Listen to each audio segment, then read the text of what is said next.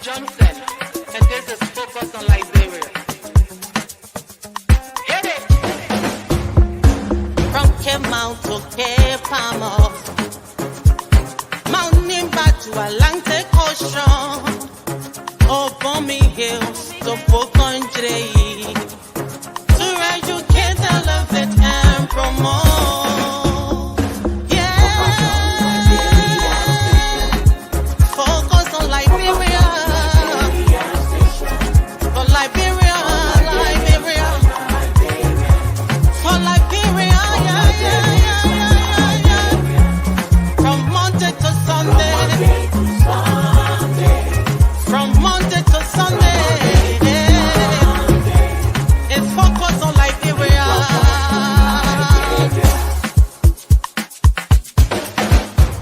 Talk about home affairs, hey, in diaspora, current affairs, hey, reliable information, history, ooh, talking about culture, hey, politics, education, entertainment, business, sports, advertisement, articulation. Focus on Liberia. At Focus on Liberia, we discuss everything Liberia. From education to politics, arts and culture, entertainment, agriculture, history, religion, family, and technology.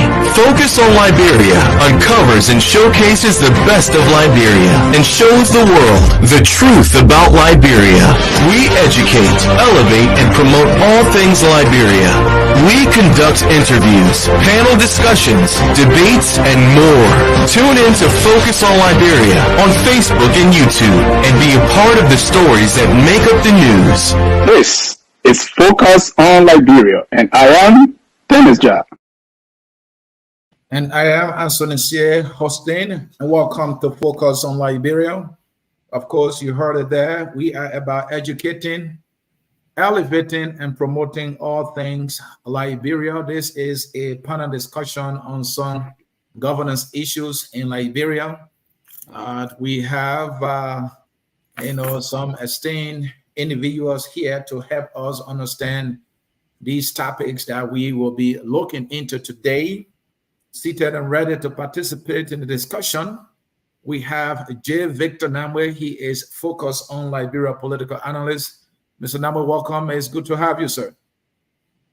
Thank you very much, Mr. C. It's good to be here, and welcome back from LIB.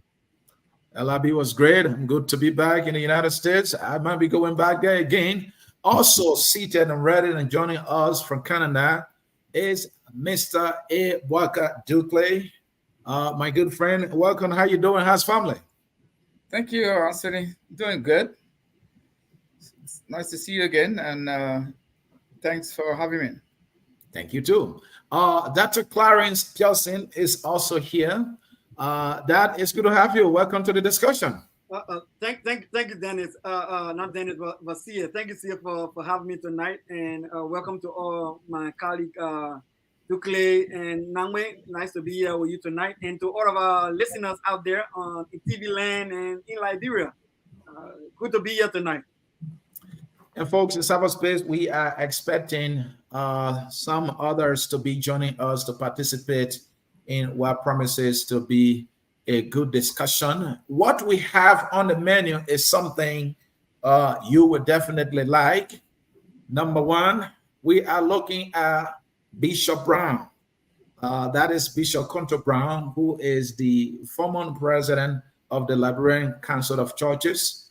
He has a warning for the Bwaka administration. According to him, the victory that was won by Joseph Yeman Bwaka belongs to the Liberian people, and this new government should not turn that victory into money. Also on the menu, Senator Amara Conan promises to tell the whole truth about the Senate retreat. There has been a lot of allegations concerning the Senate's retreat. People are talking about budget. Some people are saying the senators receive 15,000 each. According to report, at some point they received 10,000, and another time 3,000, and another time 2,000. A total of $15,000 they receive for that retreat, and Liberians are not happy with that news. We will be looking into that. And Amara Collins now is saying he has all the facts now, and he's going to come out clear and tell the truth, the whole truth, and nothing but the truth. We will look into that, whether Amara can be trusted with the truth.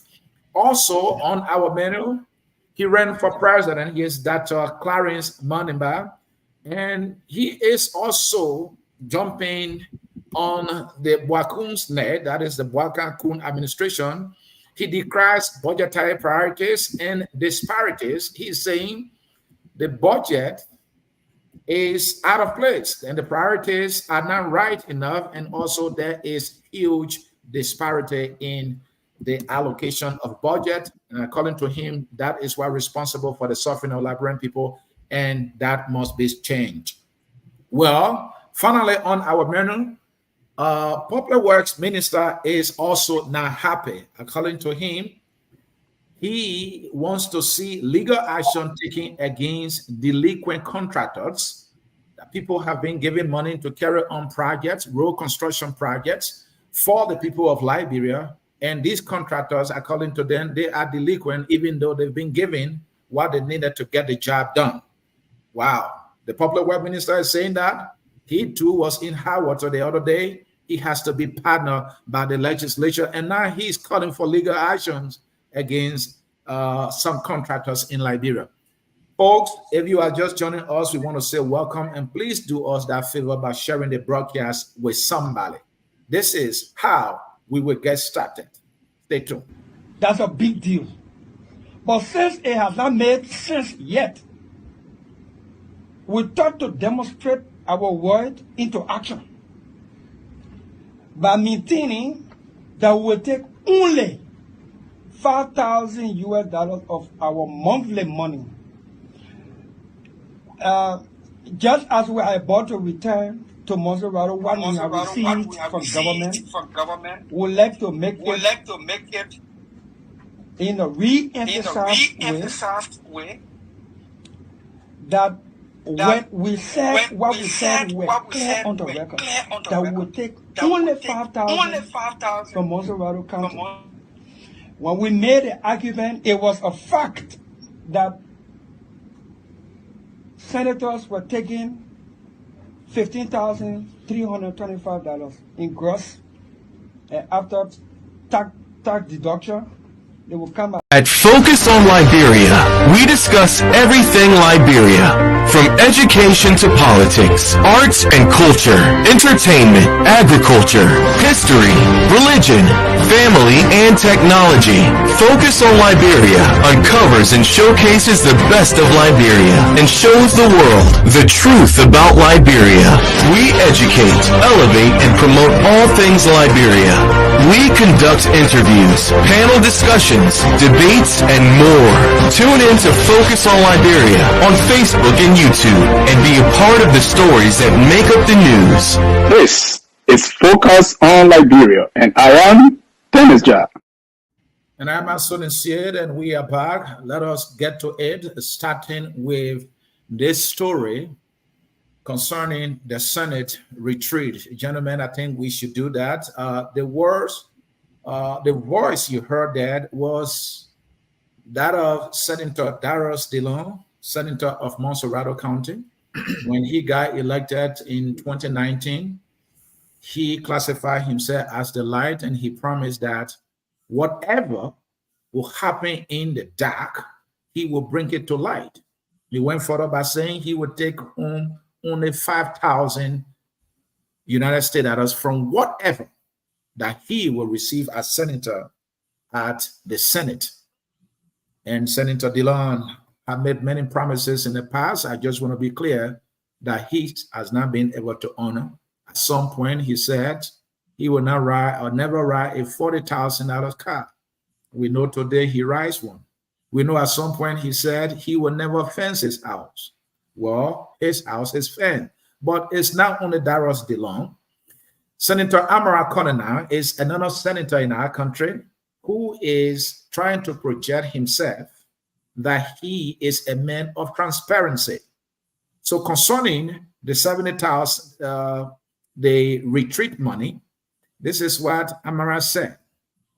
Now that I have seen and reviewed all official papers relating to the Senate retreat and interview Senate and Ministry of Finance and Development planning staff, I'm in a position to factually demystify the disbursements with supporting documents when I return from Bapulu. We promise transparency and accountability, and it starts with the Senate. I would like to thank our pro tem and my colleagues for the attention they have paid to this matter and their commitment to transparency and accountability. Thanks to the Ministry of Finance and Development Planning for its cooperation in releasing records to us upon request. We will not be able to provide proper oversight to the executive branch if we do not hold ourselves accountable. Well, prior to this statement, when Amara was asked by Focus on Liberia through our CEO, Dennis Yard, he said, well, whatever statement the Senate has released is why you should go back, and I believe that they told the truth, because the Senate had released a statement that it had only spent $50,000 on the retreat that was held in Grand Bassa County, but the budget that's been leaked is $275,000. Somebody is not telling the truth. Amara is promising accountability and transparency. DeLong has been blowing the horn of transparency and accountability. Gentlemen, I thought to lay it out so that you will be in a better position to provide the analysis and dissect the issue, and so that the followers will be able to follow us critically. J. Victor Number, this is your area. My first question to you, can Amara be trusted now to tell the truth? You know, I am really wrestling with this question actually as of now. I didn't know Senator Conner at all. I never really paid him much attention, but of late I've taken interest. You know, he has intrigued me with his prolific writings, and some of them really make a lot of sense. And so I've started following some of his writings, but I'm really confused over his, this particular retreat and the way he's handling it. First of all, the accountability, I believe, should have started right from the beginning when the retreat was being planned. It's not like he didn't know that this retreat was being planned. So I believe that's where his interest should have begun. Well, what is this retreat being planned for? Well, what is it going to cost us? So I think that didn't happen. And then some networks started carrying the figures from 700,000 to 275,000, all over the place. And I read on his Facebook page disputing, and in fact calling this unfounded or whatever rumors, until the facts began to come out from some of his own colleagues, trying to explain away this attempt at money laundering, because I think that's really this is. They had the budget up with all kinds of expenditure and they find reason, such as a retreat or whatever, and then the money is disbursed to them because now they're claiming they need daily survival allowance to attend the retreat.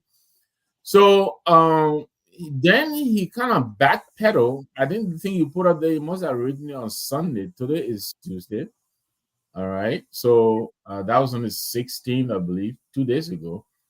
And then somewhere again, I think he wrote when he returned from Bapulu, why does he have to return from Bapulu to respond?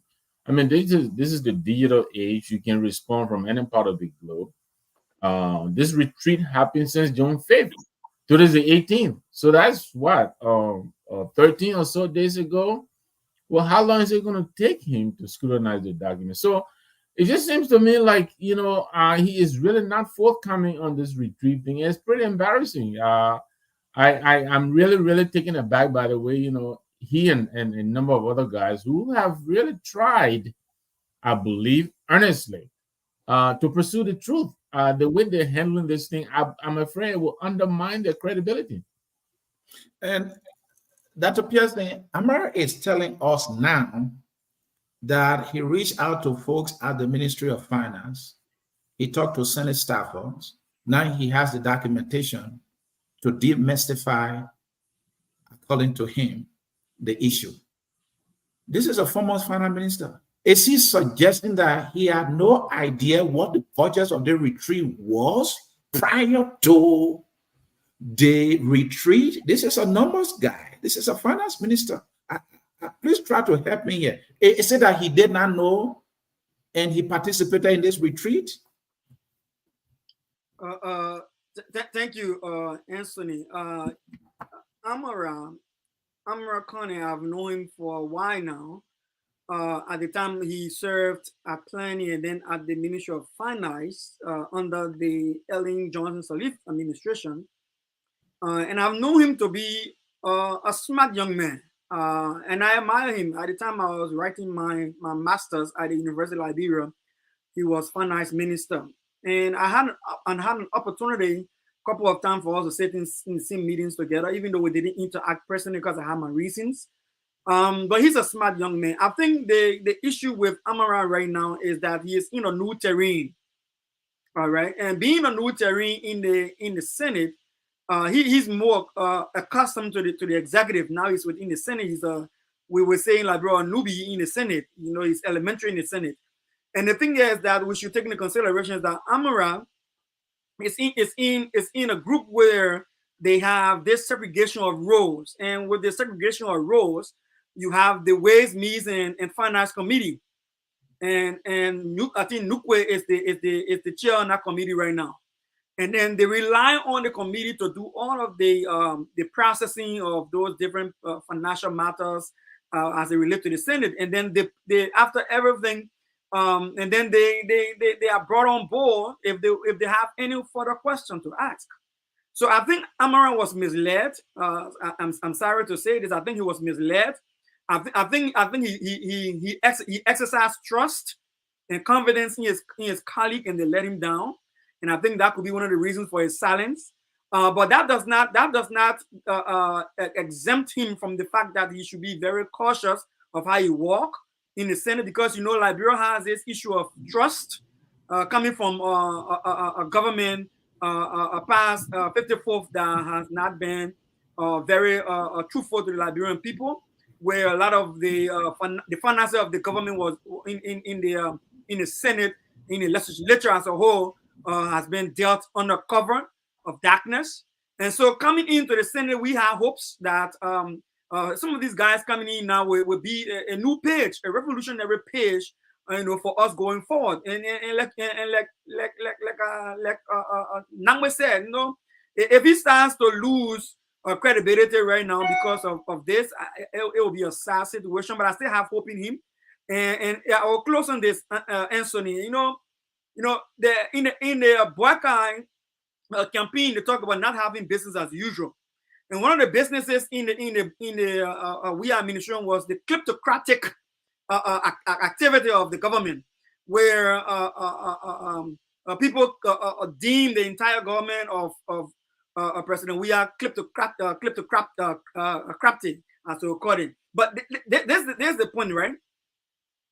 A kleptocrat is someone who uses public money because they are in a position of prestige for their own gain. And now we find these guys going about the same old business as usual and manipulating national budget to put stuff in there that will fill their pockets and benefit themselves. So if Amara Kane, like we saw the video from the start, if Darius DeLon, Amara Kane, and the others that we look to see them bring some difference to this whole political play in Liberia, now falling prey to the gurus who know how to play the game before then. And it's sad. It's sad. Then where are we headed? I look at the the insensitivity. I look at the lack of leadership on the part of the Senate and how they are disbursing money. And I mean, it's sad, Anthony. It's very, very sad. And Karen, Amara Kone has given us indication that he will be transparent, or he's at least about transparency and accountability. He is more than expressing shock now that there might be more to what the Senate leadership communicated to the public. And he has the information in his possession, he claimed, but that he's going to Bopulu, and then we should wait for him to return when we are demanding answers before he can give us the answers he claimed now he has. My question is, why? And that's why Namwe asked the question. I mean, is it that he doesn't have any digital device to communicate? Let me get this across quickly.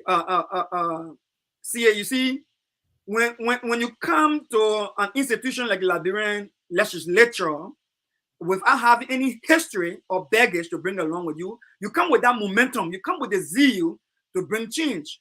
But then those guys are crafty. Let me be very frank with you. I live in Liberia all my life, right? Those guys are crafty. Those guys have a way of entrapping you so that your hands get caught in the cookie jar. And when your hands get caught in the cookie jar, like the Senator Delon, and now American has been caught in the crossfire as well, it becomes difficult for you to speak out.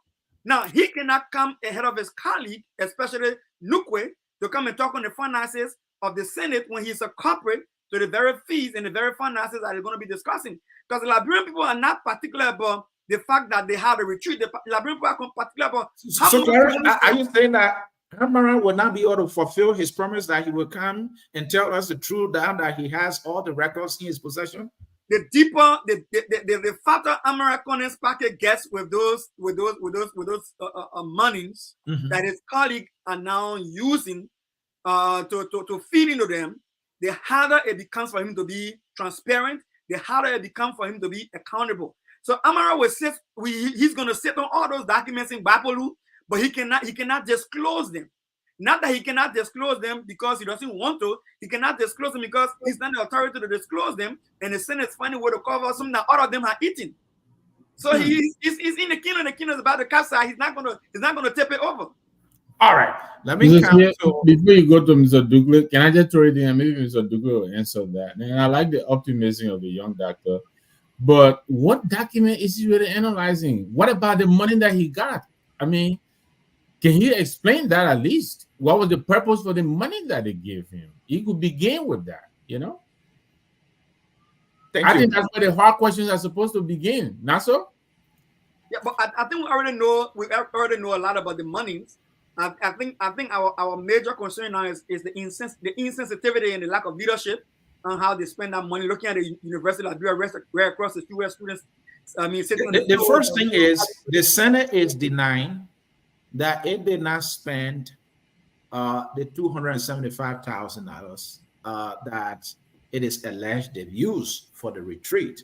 The Senate is saying we spent $50,000, and the question is for what?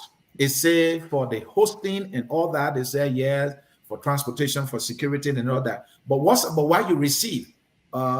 Is it part of the $50,000? So we really need the clarity. But let me get to Mr. Duclay here. Mr. Duclay, let bear in mind, Mr. Kamara declared his asset and he's yet to publish it. Can we trust that he will reveal the documentation he now claims he has in his possession to tell the truth and nothing but the truth? Yeah. Anthony, I would be very surprised if he does, because I know he's not going to. Remember, we are talking about someone here who has very, very intimate knowledge as to how our finances work. This is someone who was in charge of the finances of the Republic of Liberia. So being in the Senate there, yeah, his presence in the Senate might be somehow new to his functions in the Senate, but the way the money, the way the the money works in the government. He's intimately knowledgeable about that. But you see, Brother Clarence kind of touched on it in a way. The Senate is a place where it's very difficult to be who you are and what you want to be if you are someone who has, the intention of being clean-handed and play forward. So I think what Americana is doing is part of the gimmick that goes on in the Senate. As you know, being in WAPO is not an excuse for him to not be able to release whatever he's purporting to have.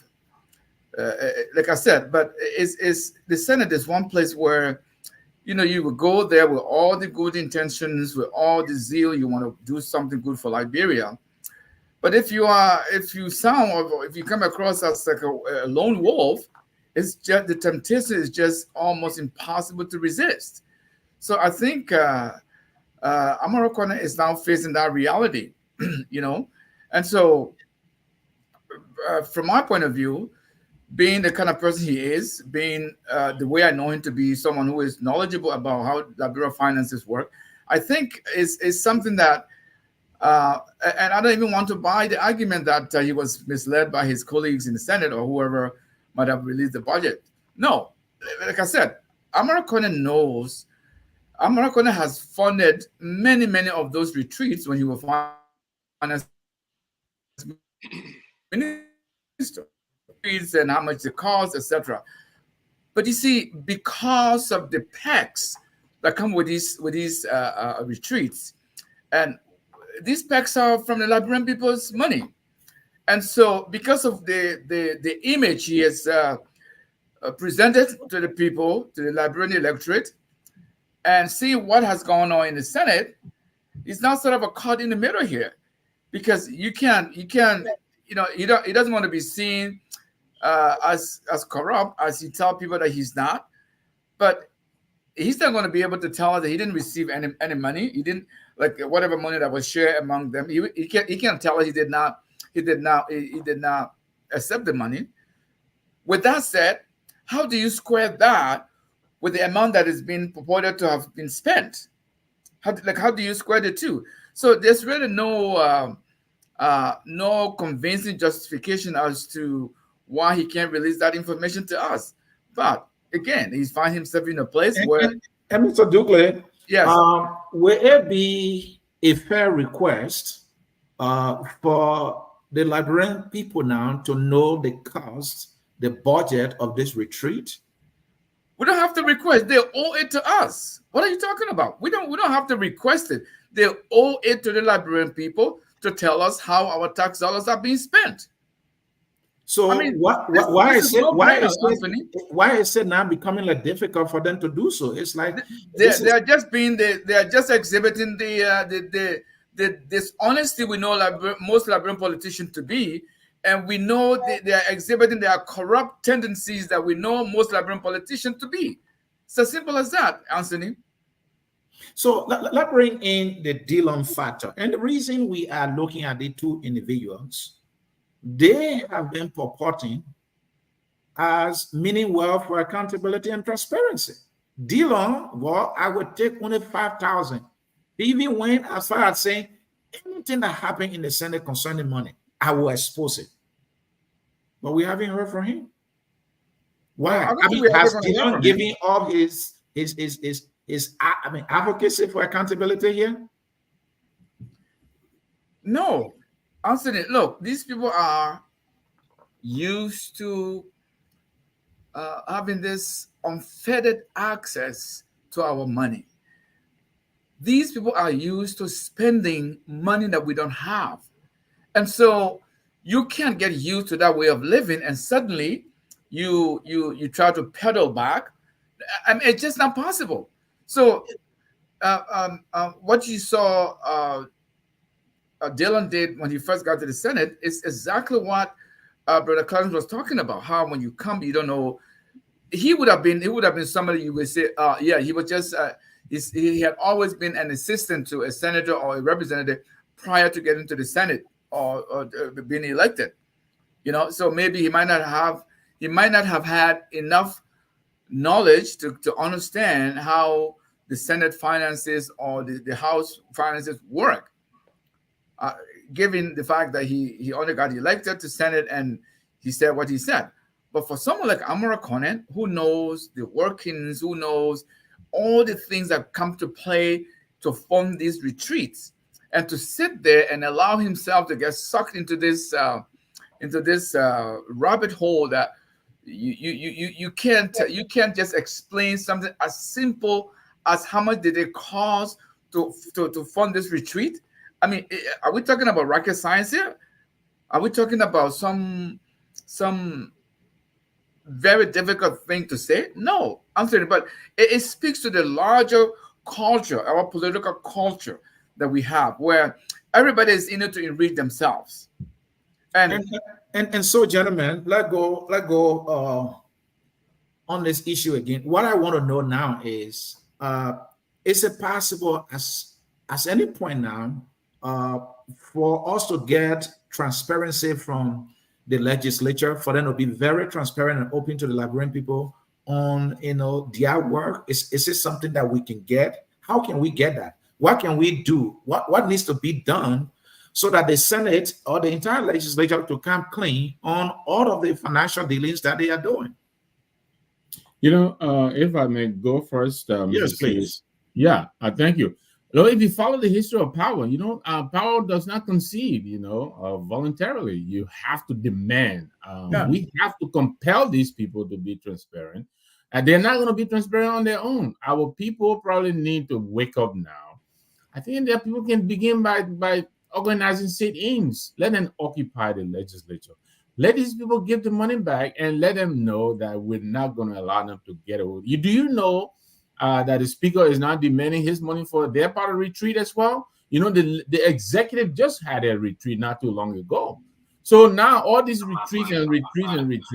So I think one of the ways we can begin is for our people to compel these people. And I'm putting the word out there. I think our people should get up and begin to occupy the Capitol building and demand these guys to return the people's money.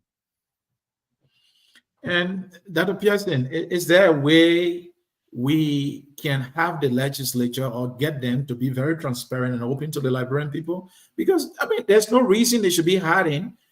Their salary should be known.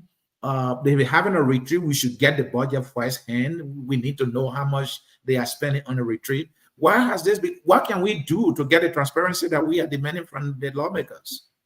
When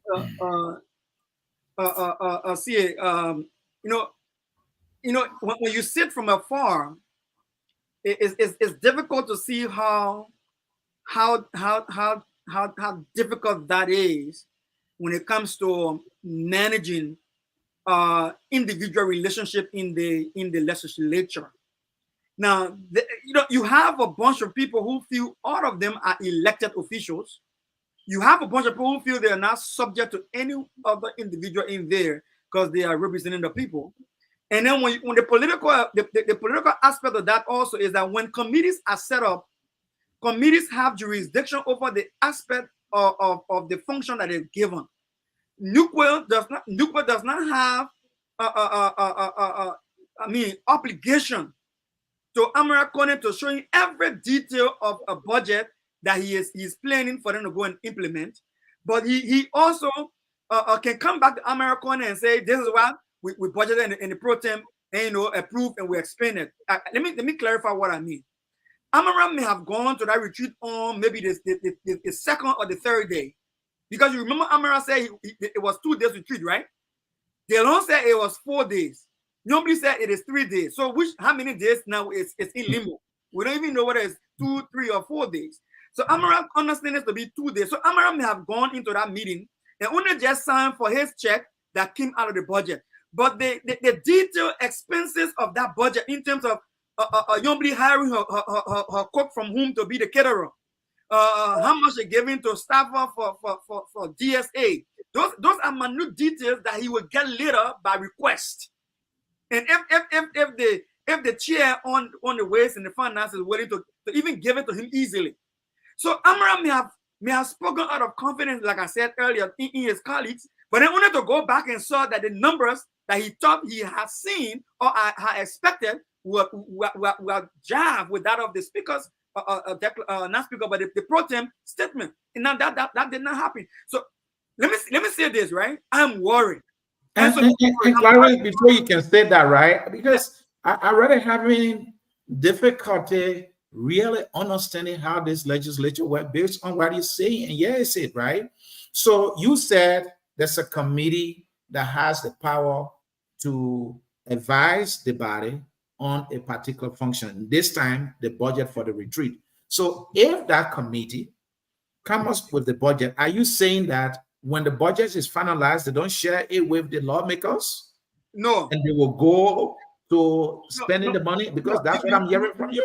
You remember Amara said he will wait until he has access to the full document, and then he will publish it and he will speak to it.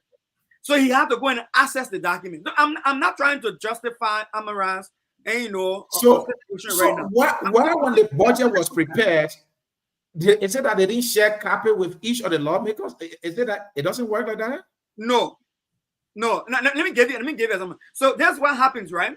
So if a committee is given a task, they go and do what they are told to do, and then they come and present to plenary. In the absence of plenary, they will list more with the when in the House of Representatives, they list more with the Speaker. When in the Senate, they list more with the Senate pro tempore or the President of the Senate. So those are the individuals that will have the facts at hand over the situation with immediate access to information. Amara did not have that access. So you are suggesting no transparency in their dealings whatsoever? No. I would say is the distribution of roles and responsibilities, and then like Amara is the. But that should not preclude transparency. If I'm responsible for a committee to draft a budget, when our work is done, we send copy to the members of that particular group, isn't it? Yeah, I mean that would be the ideal situation, but that is not the case in our Liberia. But Dr. Pearson, and if I may, I have seen Amara Kane on his webpage where explain away a very complicated budget using real complicated maps and simplify it. This is just a simple retreat. So this is a retreat, and now he declared that he finally got the information since what, Sunday. Is it that complicated between Sunday to now that he hasn't said anything about this? Probably he's waiting for more expendincial reports. And so now you expend the money. It's easy. But he did not say that. He said he got everything he needed now. He said he got everything, exactly. Okay, but that's my worry, right? When I start press, that's my worry, right, Anthony? Mm-hmm. The way we are proceeding right now, the whole idea about auditing the Senate and auditing the legislature is going to even get more complicated. It's going to get more difficult. Because they are not people who are supposed to stand up and be the voice are now getting entangled in the very things that will embarrass the Senate, embarrass the legislature. So now it becomes a collective burden for all of them to cover up what they don't want the public to see or to know. And that's sad, that's sad for a change that we expected to have come. And now we're talking about auditing the legislature. Who wants to audit the legislature when they're going to see in there that Yombly hire a cook to serve as caterer to the Senate retreat? Who will Yombly sign up to that kind of audit? I mean, it's sad. It's all right. Mr. Douglas, you got a final word on this one. So instead that we're not going to get the kind of leadership that we want from the legislature yet. This case, the Senate. Actually, that is the crux of the problem, as far as I am concerned. Mm-hmm. We do not have leadership, because in that role as a leader, this is what you're supposed to. This is where you exhibit your ability to be a leader, and one of the ways you can be a leader is to set examples, and the simple example that we want to see is transparency. We're not asking them for the moon. We just want to know how much was spent on that retreat. It's as simple as that. Like Brother Nangwe just said earlier, Amara is capable. Amara is knowledgeable. Amara has explained away numbers that it would take you months to even just read the numbers. Amara was able to explain them in a way that even the layman can get a sense of what he was trying to say. So what justification does he have to not being able to tell us What is it that he already claimed to have in his possession? Look, we are having leadership crisis everywhere in Liberia, from the top to the bottom. And more than that, he very, I mean, I don't even know, he categorically, right, disputed the information out there, only for him to begin to work. What was the basis of his categorical denial that the information out there is not true? He declared that they spent only $50,000 and they put all of that money in the economy of Buchanan. I believe that was the expression that he used. Victor, What was the basis for that? Victor, did he you said read that he stood by the statement released by the Senate leadership. Exactly. I'm sorry, Jack. So you are relying on Senator Yombi Kanga Lawrence. The one said, You may come and Clarence. I think that just scapegoating. I mean, he's an educated man. Why would he rely on another person? Exactly, Brother Clarence. I don't even want to believe the fact. Like I said, I'm making excuses for. I'm going to go back to my original point. Here. This guy is well versed, is well knowledgeable about the function of our finance. He knows it even before he became senator. So, Brother Clarence, it's for me, I think that is just a flimsy justification to say that he was waiting to hear from. What is it that Yombi Kanga knows about finance that Amara doesn't know? 50,000 buck figure, no change.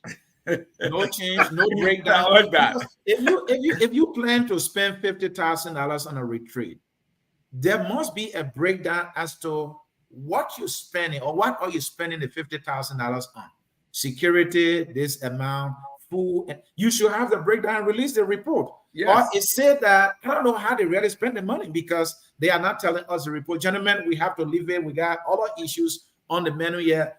Bishop Cotto Brown, former president of the Liberian Council of Churches, is also coming after the Boakun government, and he's saying the victory that the Unity Party got, that victory is actually for the Liberian people, and it should not be temporary and turned into money.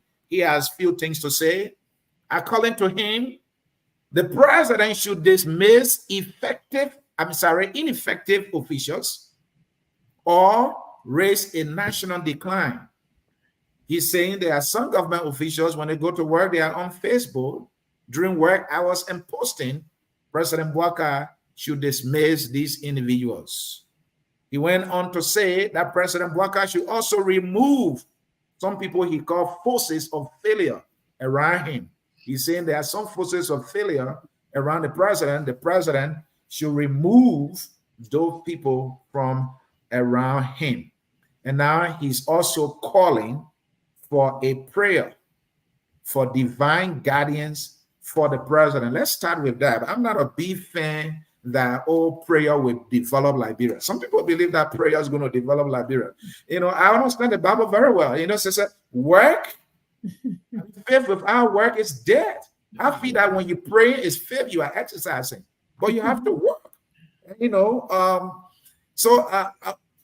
Dr. Clarence, I will start with you on this one. This bishop, does he really believe that prayer can help Bouaka to take charge here? Does he really believe that? Should we believe that it's possible? Is the asking me whether when some pastors laid their hands on the candidates during the campaign and the elections and they didn't win and they declared that they were going to win, especially the bishops in the country, whether prayer still works. I still believe prayer works though. But this is my take on Bishop Cotto statement positions. Listen, I think the church is one of the problems with Liberia. And listen, I ain't got anything personal against the church. I have two churches in Liberia. All right, I'm a clergy. Originally, I started off as a clergy. I've been clergy for over 25 to going to 60 years now. 25 to 26 years now, right? As a clergy. I got two churches in Liberia. You've been clergy more than what I mean. Yeah. And then where I am in the United States, I'm an associate pastor for another church, right? So I have nothing against Christianity. But I got the church is a serious problem in Liberian politics. We have the Liberian Council of Churches that come together and take political sides. And they may not come out and say, oh, we wholeheartedly take this individual, but you can see that they have taken sides in how they speak to issues. If the church of Liberia is not consistent, it's not a consistent voice, you lose your place of respect in society.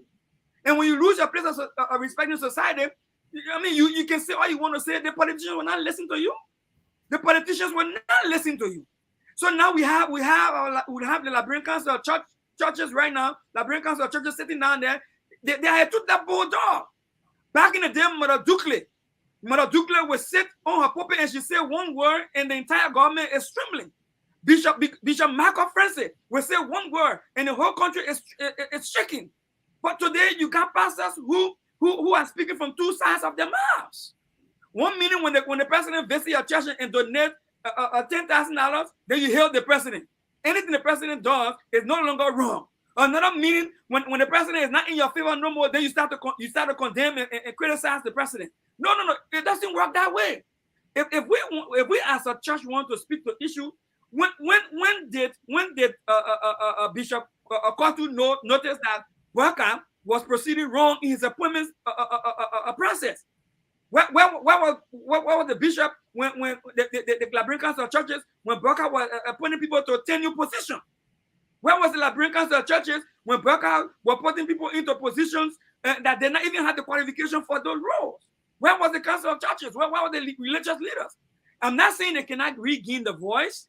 They can regain the voice, but we have to show to the Liberian people that the church is not like the church from Charles Taylor time. The church is not the church like from Ellen Johnson Sirleaf's time. The church is not the church like from John Manuel Weir time.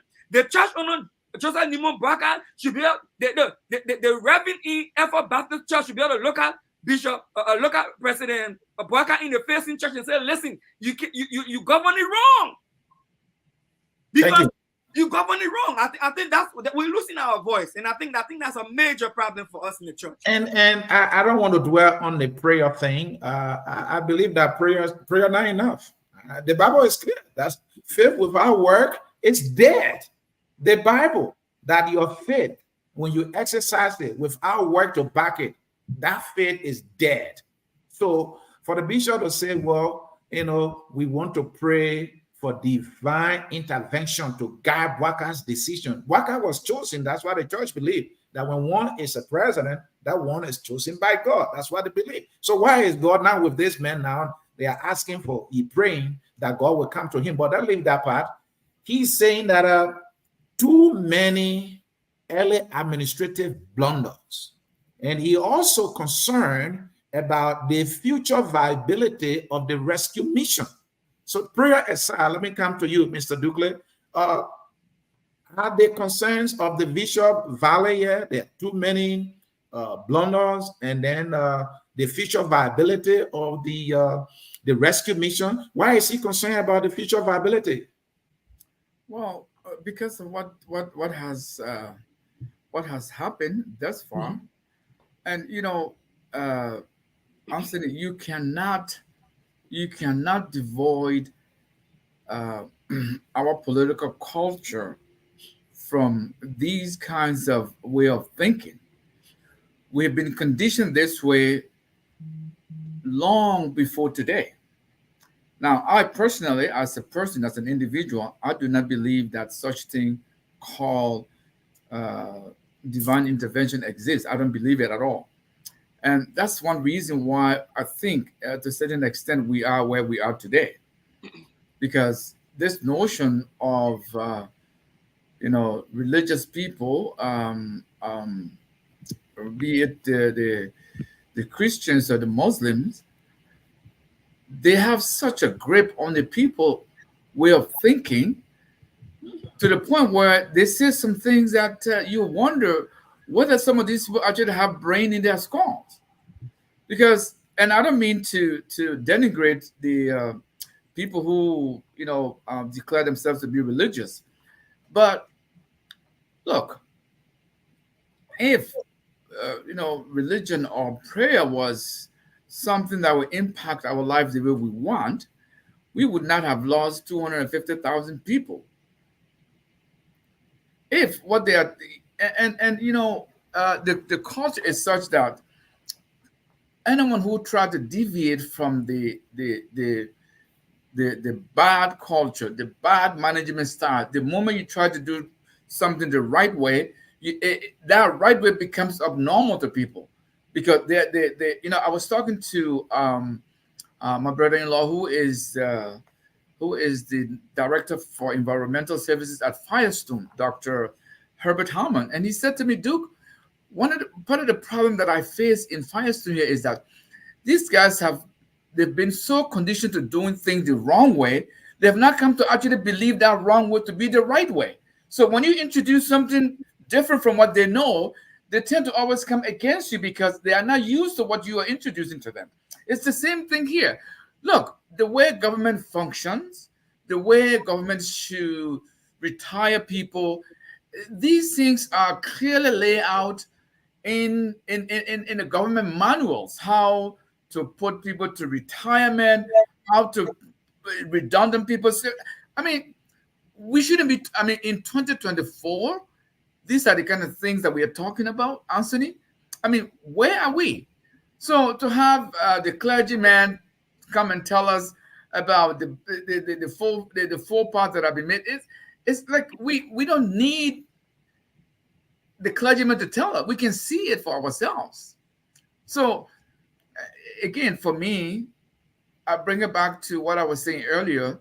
It's all about leadership, and the leadership that is prepared to sort of back on a different path other than what we have used to. Look, the patronage system still exists that we inherited from the True Wing Party years. It still exists in some form, and people are finding it hard to divorce themselves from that way of doing things because of either political correctness or because of people that they are beholden to, and they have to satisfy everyone. Otherwise, what? I mean, Mr. Ducle, I want you to end with this. This is what we see all the time, right? People tend not to criticize the leader directly, but they will blame everybody around the leader that the leader hired and not the leader. This is what the bishop is doing here. All right. He's telling he should remove the forces of failure from around him. This is the man who hired these people. But he's not seeing him, but he asking God to guide his decision making. But he made the first decision that got the people who he is classifying as forces of failure around the president. If you listen to Martin Colley, he said, hyenas hijacked the conductor. So he laid no blame on President Bouaka, but he laid every blame on those around Bouaka that Bouaka, and Bouaka keeps them. One example is the people at the Drug Enforcement Agency. They were caught fighting when they should be fighting drugs. President Bouaka, suspended them. This is the investigation going on. That's the end of it. We don't know when a report will come. Why do people not hold the leaders accountable, but they want to blame those around the leader? Yeah, because they're still working in denial. They're still working in denial. I told someone during the elections, and I said, one of the reasons why I did not see Bouaka as an option for the new Liberia that we wanted to see, and this is where people get offended with me, is that you can look back in history and show landmarks achievement from President Bouaka that can serve as an example for today. But people throw all of that out of the window, and what we said was that, listen, we agree. Whether we see something or we see something, what happened, we agree. So the illusion was that President Bouaka would enter into government, and what he did not do 40 years back, he would do miraculously because he has 40 years experience in government, but with nothing to show. So now that they are seeing the reality that there's no leadership, there's no sense of direction, there's no vision, there's no competence, that everything so far the government has attempted has started on a false start, and not me saying it. Molu said it. A lot of failed staff, and at the end of the day, people don't want to accept the fact that the government is failing because there's no leadership. And every time you try to push people to the reality, they will tell you, oh, you know what, that Grace Bay, Grace Bay making the decision, or you know what, this other person making the decision. No, the president calls the shots. The president calls the shots. And so if you are leader of a country, you bear ultimate responsibility. You are foremost responsible for all of the ills and the fails in the society. So the church, Bishop Cotto should be able to say directly to President Boyka, like he's saying, Anthony, listen, you are in error in these areas. And you either have to fix it or the country will move. Because if you fail, it is the country that's going to fail, not the people around you. If you fail, then they will fail. So and I think what I see here is that, before I close on this one quickly, Anthony, when President Weah was told back in the day that you need to get rid of some of your members around, some of your officials around you. He went on ELBC and he said this. He said, when the game starts, you can't just say people player down here, they got a player, got to warm up, and they got to get in the game. And then when they get in the game, and then they start playing. But that affected him after a while. And today we saw where some of those people that people were pointing out to him to get rid of, all of those people, if not all, majority of those people are on U.S. sanction, which would have been avoided if you had dismissed them. Thank you. J. Victor Namwe, what I'm hearing now, some people or some leaders who are trying to muster the courage to provide critiques, they're not getting to the president, or rather they're blaming everyone else beside the president. How does that happen here? Well, yeah, I agree with Dr. Pearson. I think the religious community, I think they need to find a voice. I don't think they've found their voice. This administration, they have been the voice. Some of the echo voices of reason for our people. The opposition community too has not also, I think, began to take stock of this government. But I think what should be concerning, whether this president is being reached or not, I know that they pay attention to the press, to the media, so I'm sure they're getting these pieces of advice. There is now developing a long chorus of advisors, by people who are actually wanting this government by way of advice on what is becoming, continuous pitfalls and unforced errors, and I mean, the very Senator Conner that we talked about earlier, he's been very vocal on some of the missteps of this government. Even the Senator Dillon himself, he has admitted that they've made some mistakes. And then we'll go, recently to John Molu, to Martin Colley, and all these people. And I think most of them will end by saying, we want this government to do well, but if they continue in the way they are, they're headed for problems. So I think these people are offering real, genuine, honest advice to this government. I've heard some of them say, they used to be able to reach the president, but now he's been reined in. They can't easily reach him, and so the only option they have is to express their frustration in the media. But the government needs to really pay attention. They've been in almost 6 months now. I think the people have given them enough, time for their honeymoon. And people's patience, begin to wane. And this is why you hear these people sounding this, the warnings. These are some of these people were in the corner of this government. I mean, Martin Colley, John Molu, these were people who were actively, campaigning for this government. And yet now they are saying, the government is not headed in the right direction.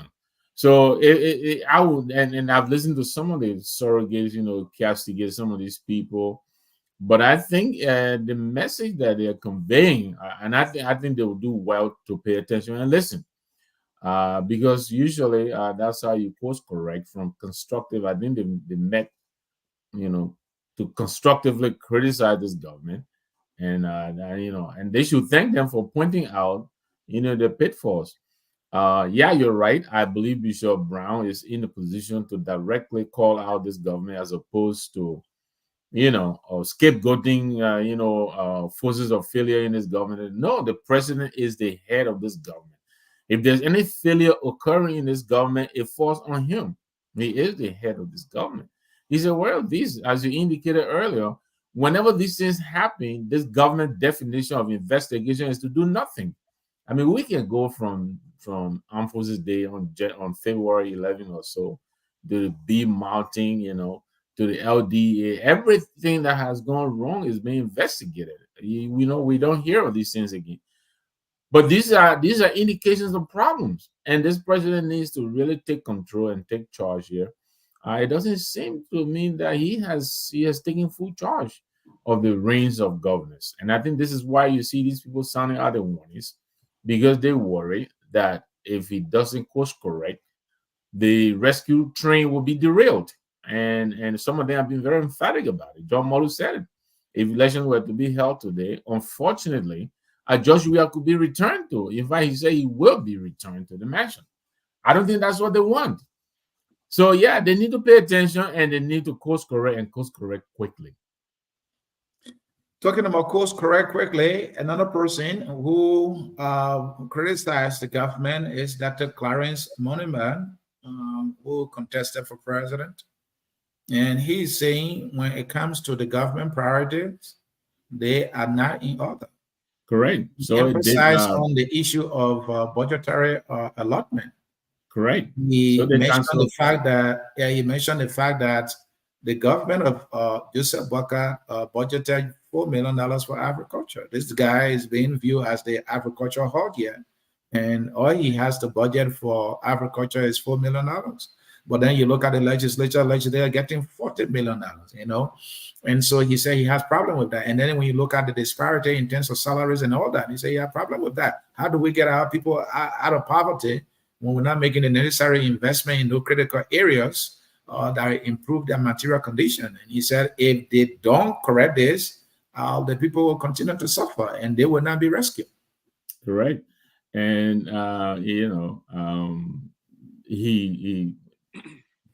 just the same thing with the immediate past president, the footballer president, and yet, our sports page was disqualified for, a number of years. This president, agriculture is supposed to be his area, and I think Dr. Maniba is on point.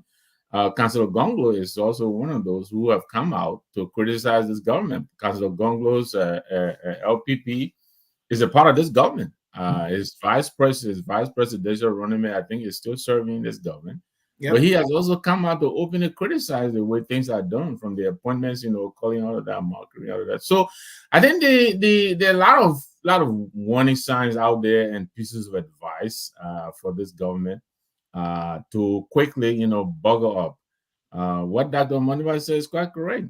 The president, because this is that part of the experience that he taught it to our people that got him elected. LPMC and agriculturists, all of these things.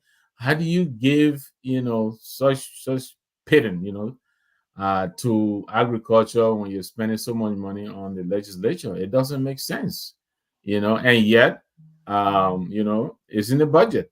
We were talking briefly about the legislature again, and there is a reason why the legislature, I believe, is so bold in doing what they're doing, because they're being enabled by the executive. The executive is beholden to the legislature because the legislature allows them to put the pork in the budget and pass some of it through the NSA or the Financial, Intelligence Commission. All these people, we all know all these people, all these agencies are money laundering agencies. They pass the money through them. And so because the executive is aware that the legislature know this is why they get away with all of this. The legislature, I believe, is one of the biggest hurdles to the development of this country since as presidential time. And they're getting out of control. And the executive is unable to checkmate them because they're scratching each other's back. I think therein lies our problem. Exactly. And now I think you might have read or heard about the judiciary branch of government being very unhappy. Absolutely. Saying that, hey, we had three separate but equal branches there. But if you look at the budgetary allotment, the legislature is even getting like 5 to 6 times or 7 times more than what the judiciary branch of government is getting. And now what happens? We have a judiciary branch of government. We have our courts that are underfunded, and justice is being, is on the table for sale. Whoever has the deeper pocket gets justice. And we're talking about war and economic crimes court here. And I don't know whether there's a penny in the budget in the first place. And the president is promising war and economic crimes court. And Dr. Clarence Bonamba mentioned that. He said, hey, Mama Malu, not Mama Malu, but John Malu said, hey, this war crime code thing is not going to happen. So folks like our man, Sam Wallow, who put this thing in an achievement column of Joseph Waka, he got a thing again. Some people think this is not happening here. And I mean, I had to break the news to Mr. Wallow, but there are a lot of us who were very, very ecstatic about the establishment of the office to settle the war and economics crime court. But from the way things are going, we don't have that much reason to be hopeful. I mean, the commission is in disarray. Martin Colley had to say a lot, and I would take it from him because he has been an insider. He was aware of what was going on in there. He's alleging all kinds of improprieties. Not only that, if what Colley is saying is not to be believed, where is the outward performance of the commission? Since the day they went out and arrested a couple of taxi cabs, we don't know where they are, what they're doing, what are they waiting for to get started. So yes, it's really very confounding as to what is going on with this government. I hate to take the lazy explanation that one person the president chief of staff is doing there. No, I don't want to believe that. I think there are a lot of people whose hands are in this. The president, for instance, I think he's deferring too much power to the rescue team, the rescue legislators. The speaker, the president pro tem and Darius Dillon, I think they have a lot of sway over this government. And some of them rightfully because they have their eye to 2029. And this president, I don't believe he's going to run in 2029. He needs to take seats of this thing because his legacy is on the line. I don't see him doing that. I don't see him making any attempt to do that. So I think that's part of also his conundrum. And Clarence, let's talk about the other story where the Minister of Public Works is calling for legal action against contractors who have been given contracts, and according to him, they are now following through with the contracts.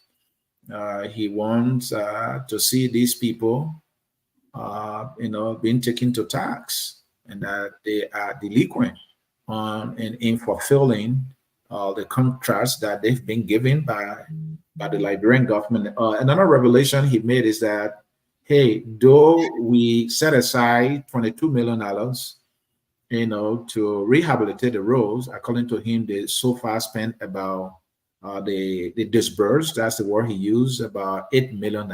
Because some people have been saying that, well, $22 million spent on model roads. He said, no, that is not the case. And in fact, he said that $22 million, that's funds that they set aside between now and 2026 to look at the roads. But the big revelation he made here is that the contractors that they gave the work to carry on these road contracts, they're not diligent enough with the work. And there's corruption going on. He admitted there's serious corruption.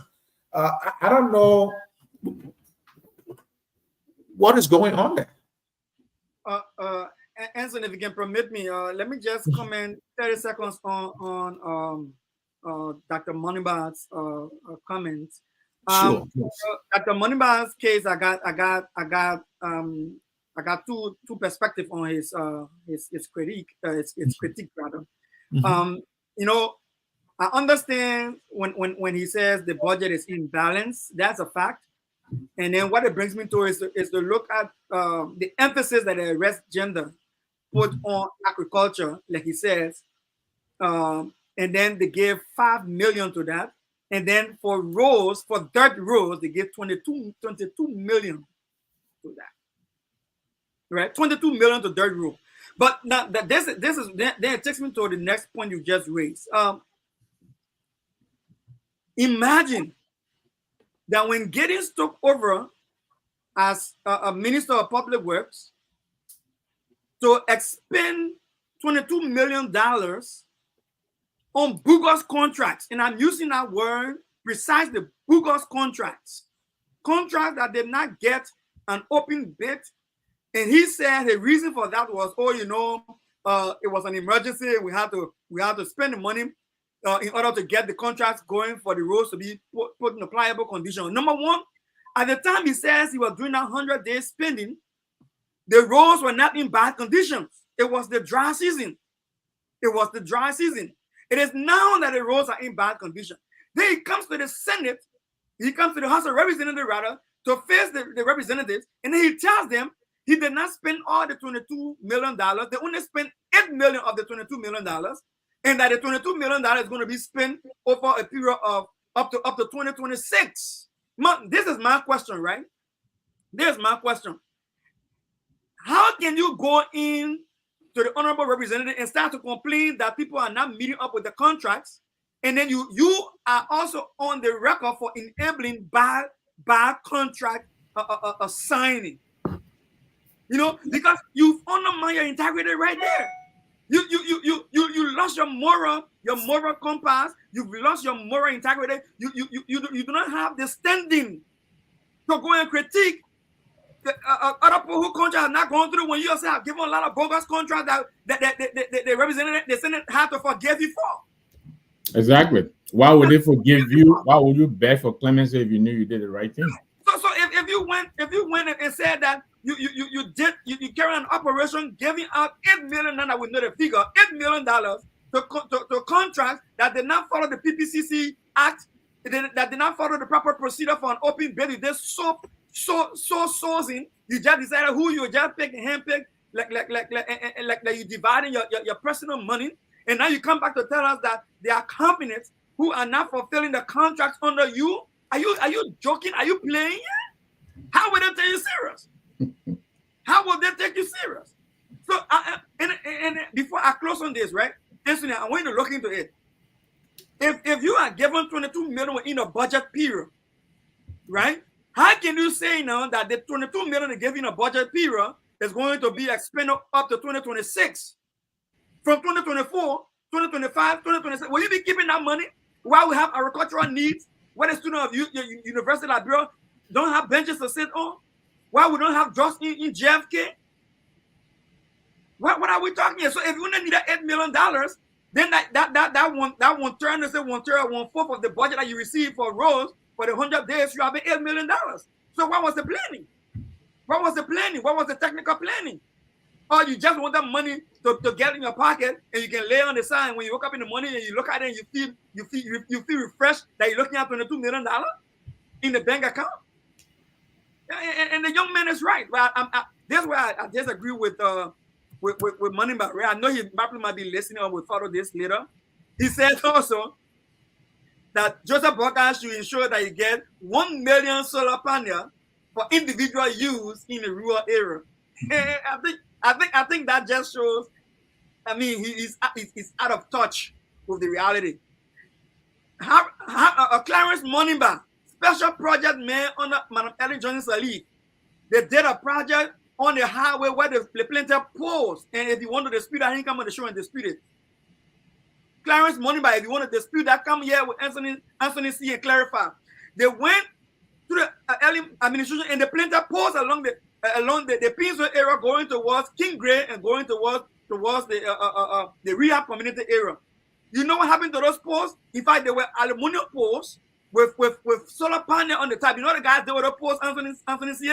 No. They saw those poles down. They saw them down, stored the solar panel, and sold the aluminum for scrap. Then you telling me go put solar panel, individual solar panels in rural communities? You out of touch. That would be another wasted 22 million if you were in that range of finance. So I don't agree with him on that aspect. Yeah, Mr. Ducle, we are talking about the story where the Public Works Minister is calling for legal action against delinquent contractors. This Justice Minister admitted that he violated our PPCC laws, PFN law, Yes, all right, and all procurement laws. He admitted before the House, and they pardoned him. He gave all kinds of flimsy excuses for violating the laws of Liberia. And now he has the guts to be calling for legal action against other individuals in the country. Should we even listen to him? Nah. You see, Anthony, for me personally, one of the things that even got to me when I read this story was, this guy who owns this company is a Liberian. It's a Liberian company, and I'm sitting there, reading this thing here, and I'm like, what is he talking about? So when the company is a Liberian company, does that mean they are above the law? Because it's a Liberian company, we should not apply the law to them? Is that what he's trying to say here? But Anthony, there's a bigger problem about these contracts being awarded than what we are talking about here.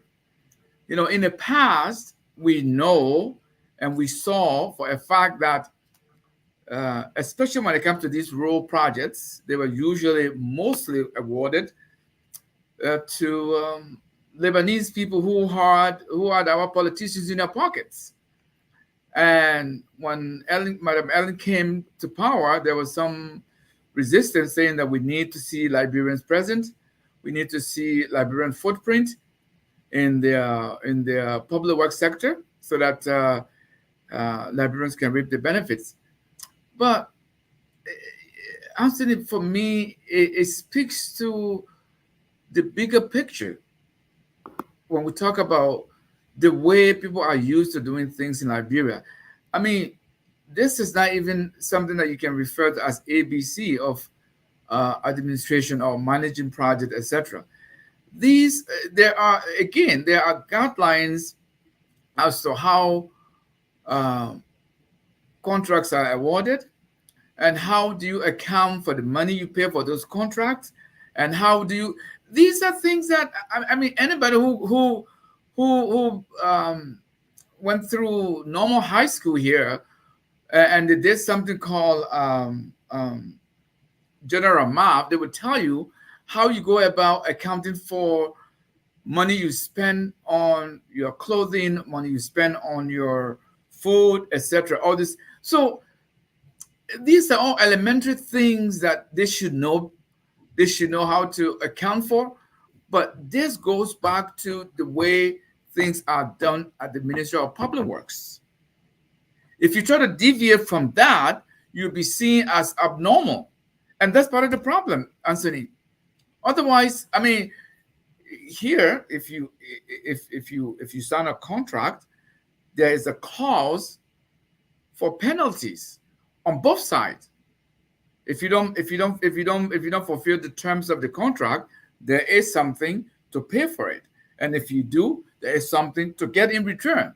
So, when I read the story, when I went through the story, I was just baffled at how something I consider this to be very minute, something very simple, something that anybody should know. Anybody who has ever been to a place that has publicly funded projects should know how these things work. So for somebody who is responsible for Liberian public work to sit there and say contractors are not fulfilling their end, what did you put in place that should make them to fulfill their contractual agreements? What did you put in place? Nothing. It's as we say, business as usual. So you shouldn't come now because people are complaining. You say, it's a Liberian company. It's kind of hard to go after them because what is that? Mr. Number, he is part of the executive branch of government. Yes. Why he can recommend these delinquent contractors to the Ministry of Justice for them to take action? Just to go before the very legislature, he begged for pardon to complain that, this is what they're doing. We want legal action against them. Is he serious about holding those people accountable? Yeah, it seems to me like Mr. Giddings, he probably, um, I mean, I know he has a family. I believe he means well, but I'm not sure if he's ready for this assignment. It just seems to me right now, this declaration is making it sound to me like someone who's trying to recover, some lost confidence or whatever it is. Just like you indicated, why is he going to the legislators to say this? Why isn't he recommending these people to the justice? What is he waiting for? If this is what is happening, this is government money, negotiating with these people to do what? I don't understand that. But I think there's just too many missteps on his part. I mean, the 22 million we're all talking about, seems to be one of them. He's coming back now to explain that, 8.9 million of that money has been disbursed, but that's a lot of money for the economy of Liberia. So yes, I think if the president decides to reshuffle or bring in new blood, I wouldn't be surprised if he's not one of the people who will be on the chopping block, because as far as I'm seeing, I really, and I've listened to him on many occasions. He sounds very smart. I think he, well educated, but I'm not sure if he's in the right spot at the moment. Gentlemen, Can I make a clarity please, answer? please. So if you read the article, he mentioned about a company that should have provided some equipment, Yes. some war equipment. So I think I came across a press conference of those guys, and I was shocked that he brought it up at the legislature, because the guys have said that the previous government had contracted them to provide those equipment, and they have already brought in a portion of the equipment when the government tried to renegotiate with them to replace some of the orders that they had already brought into the country. All right, so they are already gone to the bank and got how they can do in Liberia. They don't have the money, but they will go to the bank and take good notes on basis of what the government promised to give them. And then the bank has given them the money. They are ordered the equipment. The equipment are coming to the country. And then the government came back to them and said, "Look, we want to renegotiate. We don't want these other equipment. We want this other kind of equipment." So the guys are saying, taking these equipment that have already been bought out of the stock is a loss to us, because we have to go and procure new sets of equipment that was not part of the arrangements. So now he's admitting also in the Senate that he did receive a portion of the equipment, but a certain portion of the equipment was still lacking. However, he did not clarify that the government had interrupted the procurement of those equipment, with those guys. So that's not being honest. I think it was just finding a way to appease the lawmakers and just make up for that time he was there for, and to get away from there, without taking any blame. And they make those statements on the oath. They make those. I mean, he has no moral standing to be arguing for anyone right now. And let me tell you this: if the legislature had not called him, he would not have even mentioned what we're talking about right now. No, that's what I'm saying. It looks to me like someone who is grabbing around, trying to make up for the colossal mistake that he has made. Then take and juxtapose the 285 pieces of equipment and all of that. Did he advise the government, because he's the Minister of Public Works? Was these pieces of equipment acquired based on his recommendation, his advice? Who knows? So $22 million is out of the budget already, and now the cost of this equipment, where's that money going to come from? And like you indicated earlier, Dr. Pearson, I read he said this person is paid and they're on standby to, I think, 2026 or so that they will continue to work on the road. What does that even mean? What does that mean? When the rain comes and the road becomes, or they will call them back to come and grade the top again? Why they can't just do a permanent? I don't understand.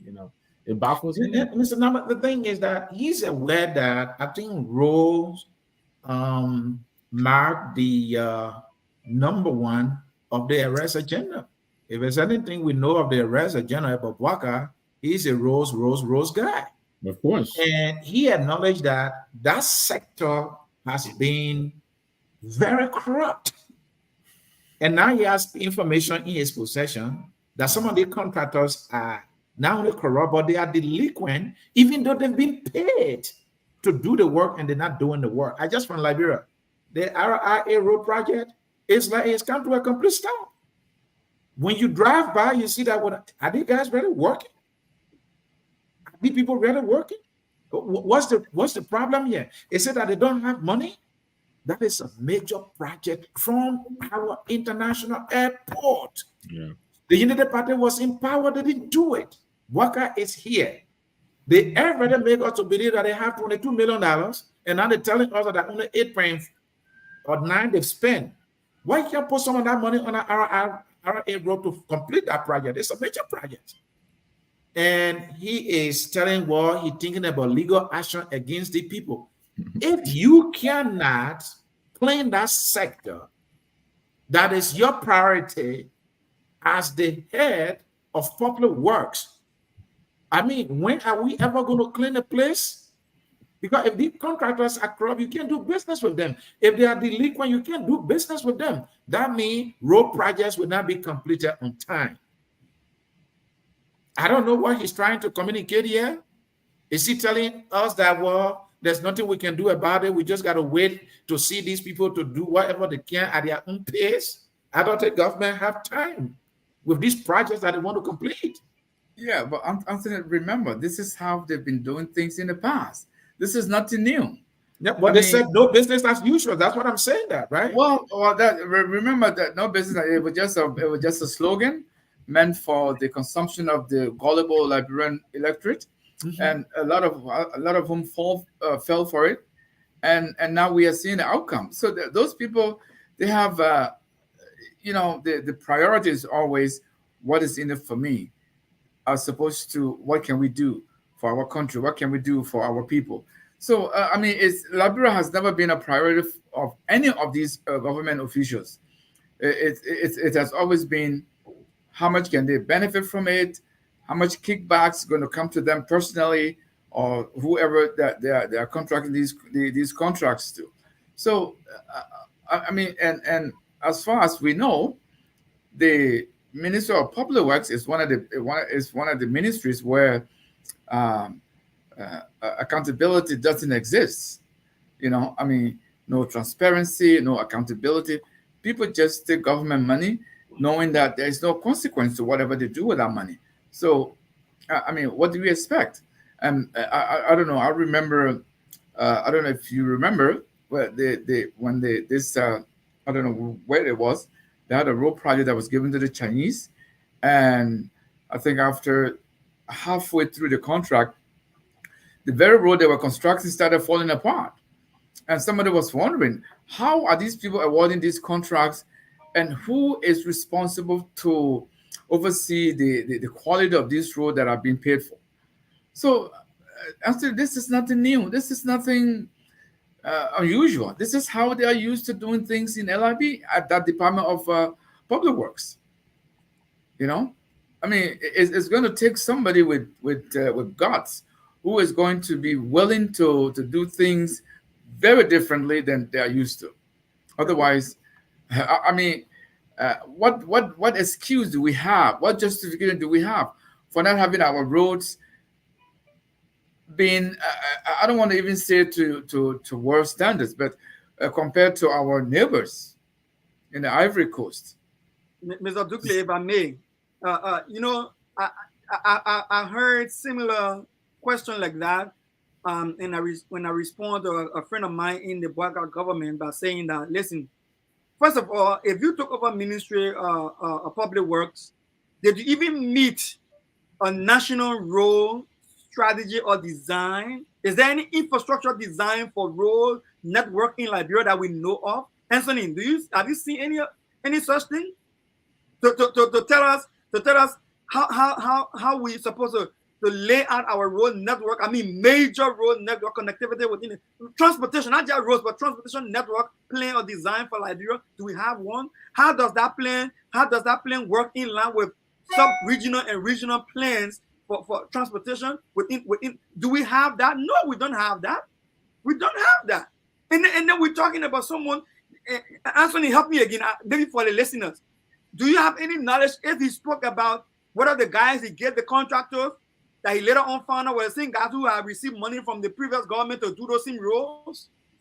And what are the double dipping on the roads project? Because they are the same companies. When they're telling me they got different qualified companies outside the ones that were already working in Liberia. So what he didn't say much. Clarence, there are a lot of unknowns. A lot of questions.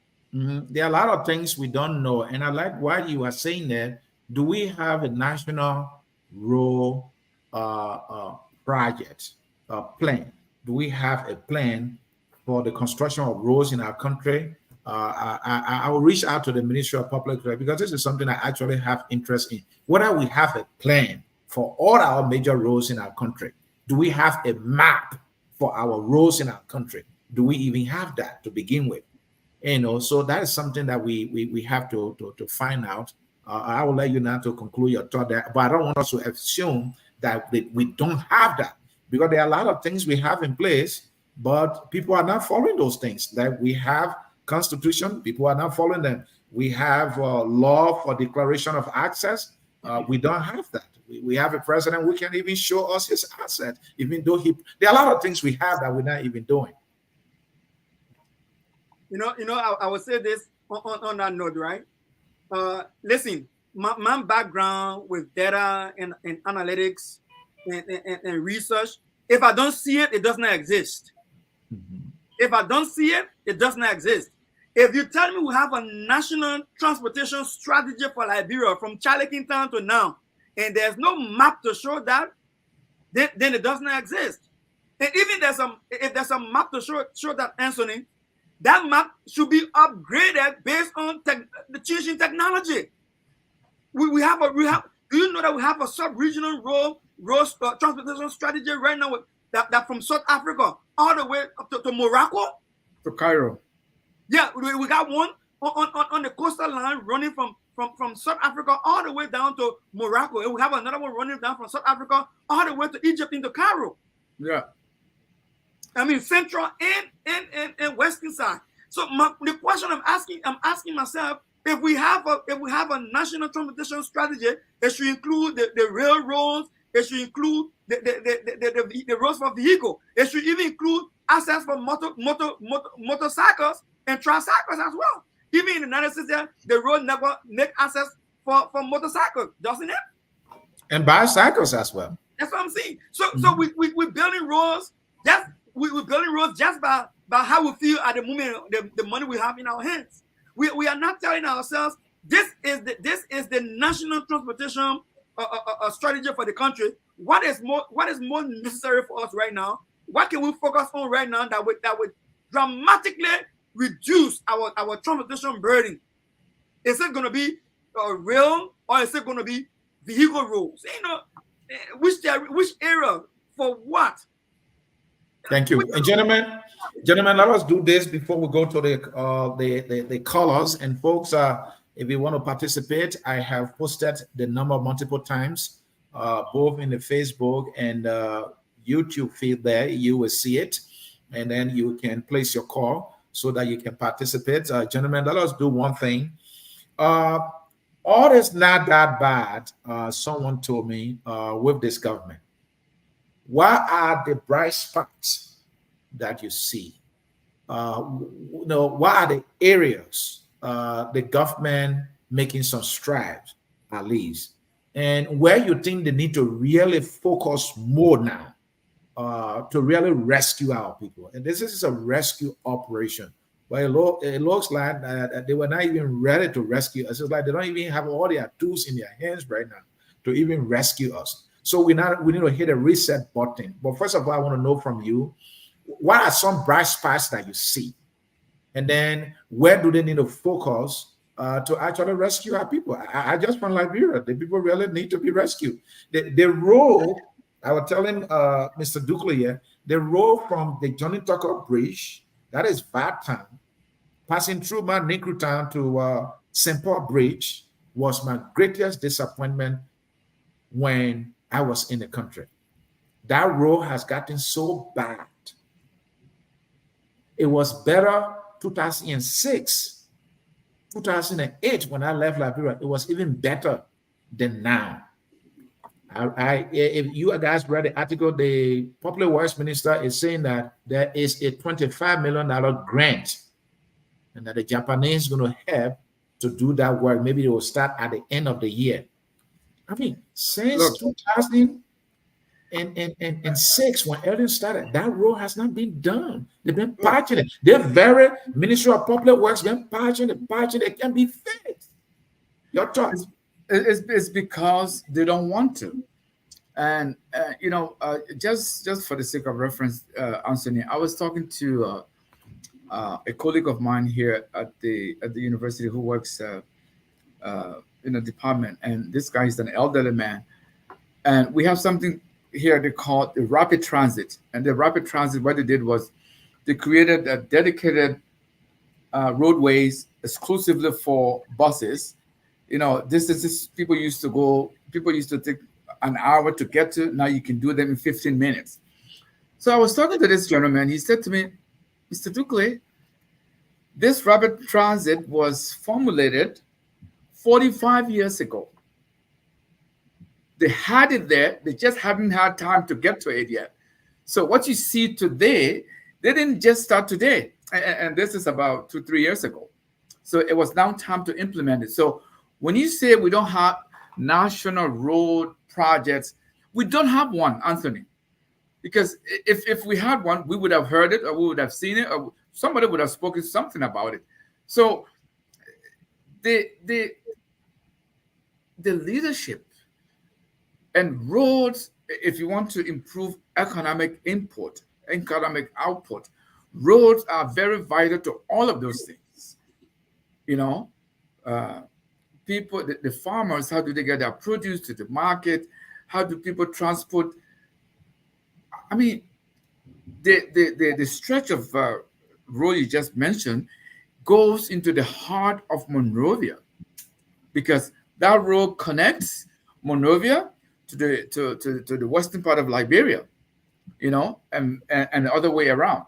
So again, for me, it reminds me very well when I was a young kid in Monrovia, and I used to hear about Ganta Harper Highway and the fanfare that went around it. If any of you remember, they used to have Olivia Shannon, who was one of the people who trumped at this Ganta Harper Highway.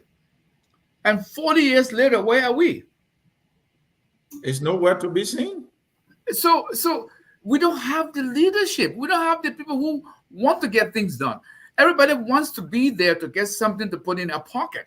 Period. Everything else is secondary. So I mean, do you think that stretch of land is more than 50 miles? No, it's not. It's not even 10 miles. I'm tempted to say that it should be about maybe 7 to 6 miles. That's it. And you mean Liberia don't have what it takes to get that road fixed? No, they do, but they don't have the will. They don't have the political will. They don't have the economic will. Here's the point. Let me reinforce that point here. So they are telling us now that the road will be done because another foreign country has made available $20 million. Over 18 years ago, our leaders have not been able to raise money to build that less than 6 miles road from Johnny Tucker Bridge to Bonmar Bridge. Our leaders have not been able to do so. They want to call Somalia Drive from the free ports all the way to Red Light. The Japanese to give us money to build that road that is used by a huge population in that very capital. Foreigners have to give us money to build that very important piece of road. It is being built and there is zero maintenance going on as we speak. Zero maintenance going on as we speak on that road. So the Give me another- outros are telling us that if foreigners don't give us money, that road from Johnny Tucker Bridge to Burma Bridge will never be built. And that is proven to be true because 18 plus years ago, it has not been done because we have not been given money by a foreigner. This is how it is. That road is a portion to a concession company. So we have that problem, and then the legislature, what they put in a budget, 13 point something million dollars to distribute among themselves. Yeah, for their projects. Yeah, exactly. And this is where the problem is. Like I said earlier, and many of you have indicated, it's a game, between the legislature and the executive. And I think the judiciary caught on to it. That's why they're complaining. You scratch my back, you scratch your back. Yes. Yeah, I was in Monrovia in January too. I understand exactly what you're talking about, Mr. C. That piece of road. I mean, when I was in high, I lived in Logantown before, and I have friends in New. I know that piece of road. It was never like that. But now you're traveling on that road. It's like you're on Kepamas, Dreadwood Highway. Never know if you go beyond that road, you're going to, Jatona area. They're going to Tubman. It's even worse, Yeah. So the whole country is breaking down, and you have this legislature, just sucking our people's blood, sapping it away. I really hope our people will wise up and organize protests against these people. Begin with just simple sit-ins. Don't let them enter. Yes, for nothing want to shut the place down, let him shut it down. We will not miss them. Let him shut it down if you can't get a retreat money. I'm serious. We're not gonna miss them. But these guys are a drag, and the executive is enabling them because they're scratching each other's back. You were asking about bright spots. There might be a few, but most of them are reactive. The president intervened, for instance, in the Armed Forces Day women's disturbance. He intervened in the Commerce Ministry. Proposed rice increase. We saw him intervene recently in the university campus crisis. But those are all, he's reacting to the crisis, And those who are complaining about, the Minister of State, Greg is an old friend, but, I think the president needs someone who will get up in the morning and just summarize the daily briefing to him on one page. Mr. President, these are your crisis points, because these things, they don't just happen overnight. The signs are there. So again, I also think his trips that he's making out of the country, I like to give him the benefit of the doubt and assume that something will come of them, because he has to look outside. They're not generating enough revenue. So hopefully those are signs of bright spots for this government. But the problem he has is there are little things that are happening locally that he's able to handle that he is not. Where is the solution for the LDA problem? Where is it? The kids who are dying every day from overdosing in the streets. Why he waits for this investigation, which may never, conclude. What is he waiting for? So those are some of the things that really frustrate a number of us. There are little things that they're able to do that they're not even trying. How can they do the big ticket items? And that's what concerns us. Mr. Dukla, the bright spots, you see a little bit of hope anywhere. There must be, the government is not all that bad, they might be making strides in other areas. Where do you see them making some efforts? I would beg to differ, Anthony. I was one of those people who initially said that I'm cautiously optimistic, but I think I've now come to the realization it's going to be business as usual, maybe.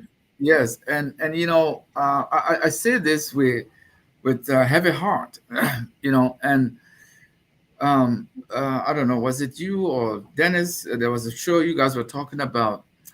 You were talking with one firefighter. Something as vital as firefighting in Liberia. Mm-hmm. Something as simple as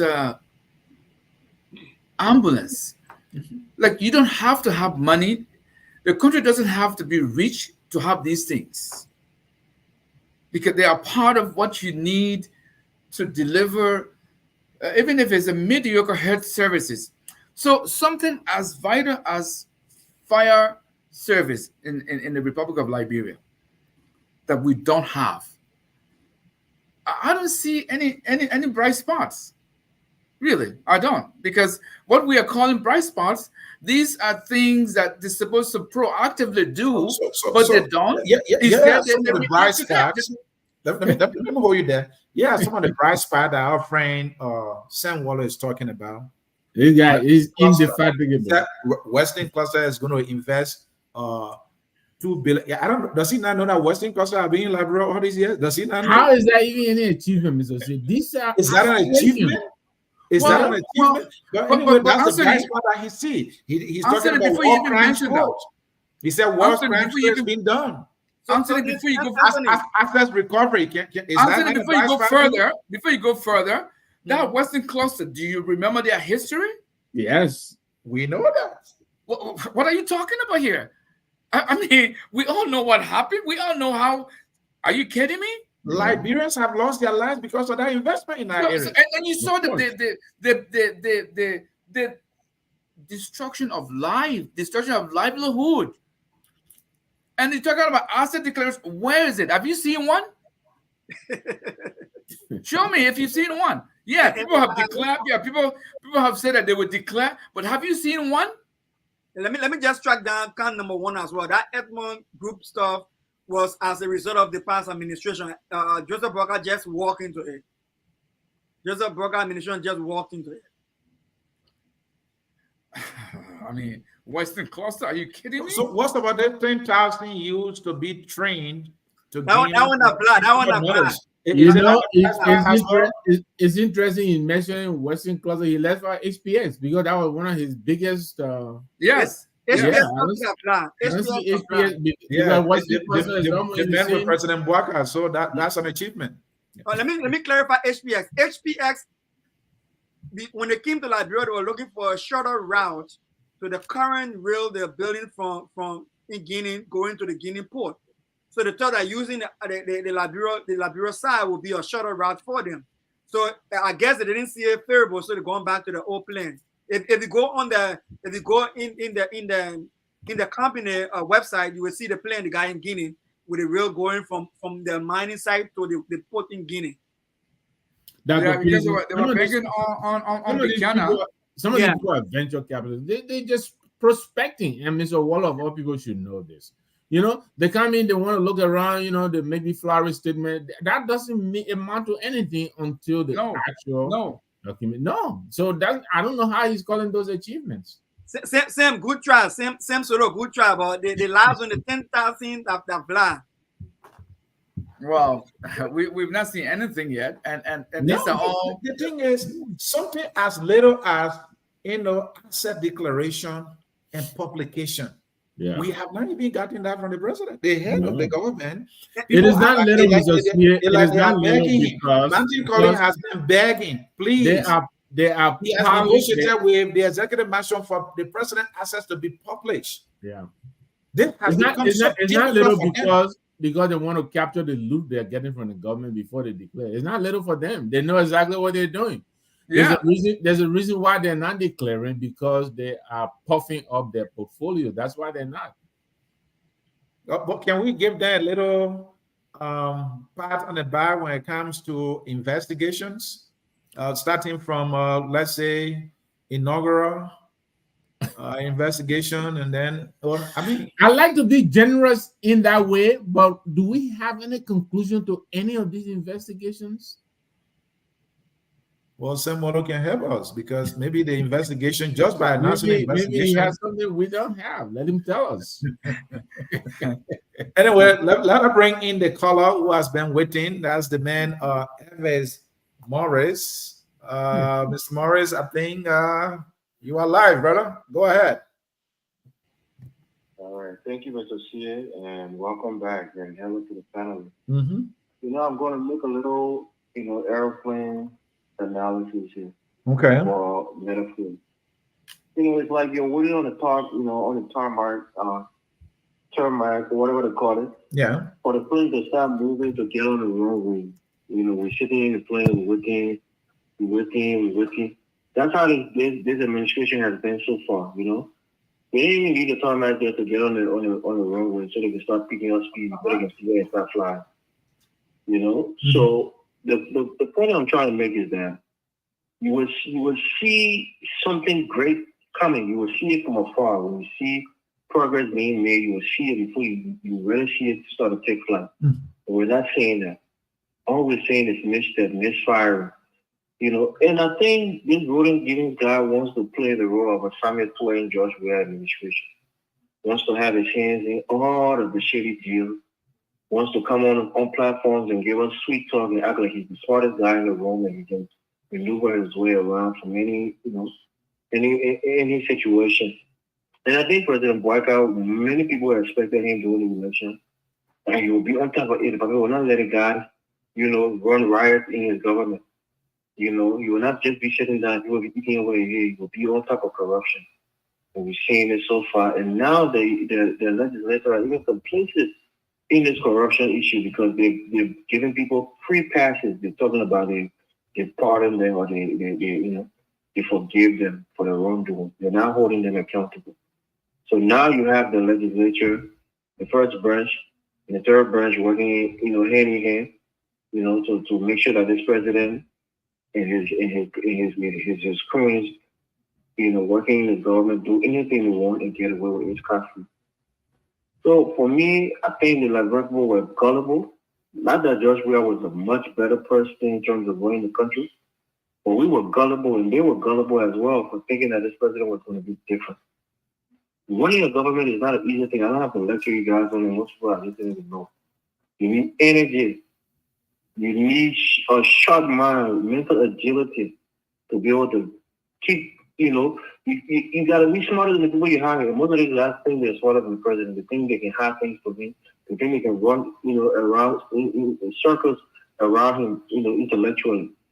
So when you hear Rodney James coming talking about the other person should be punished, what I think is even going on right there, I think what's actually going on is probably a threat. Probably he didn't get the kickback that he wanted to get from these guys, so now he wants to threaten legal action because they're not you know, capitulating to what he wants. This is what we're seeing. You do source, give it to one company. What's your connection with that company?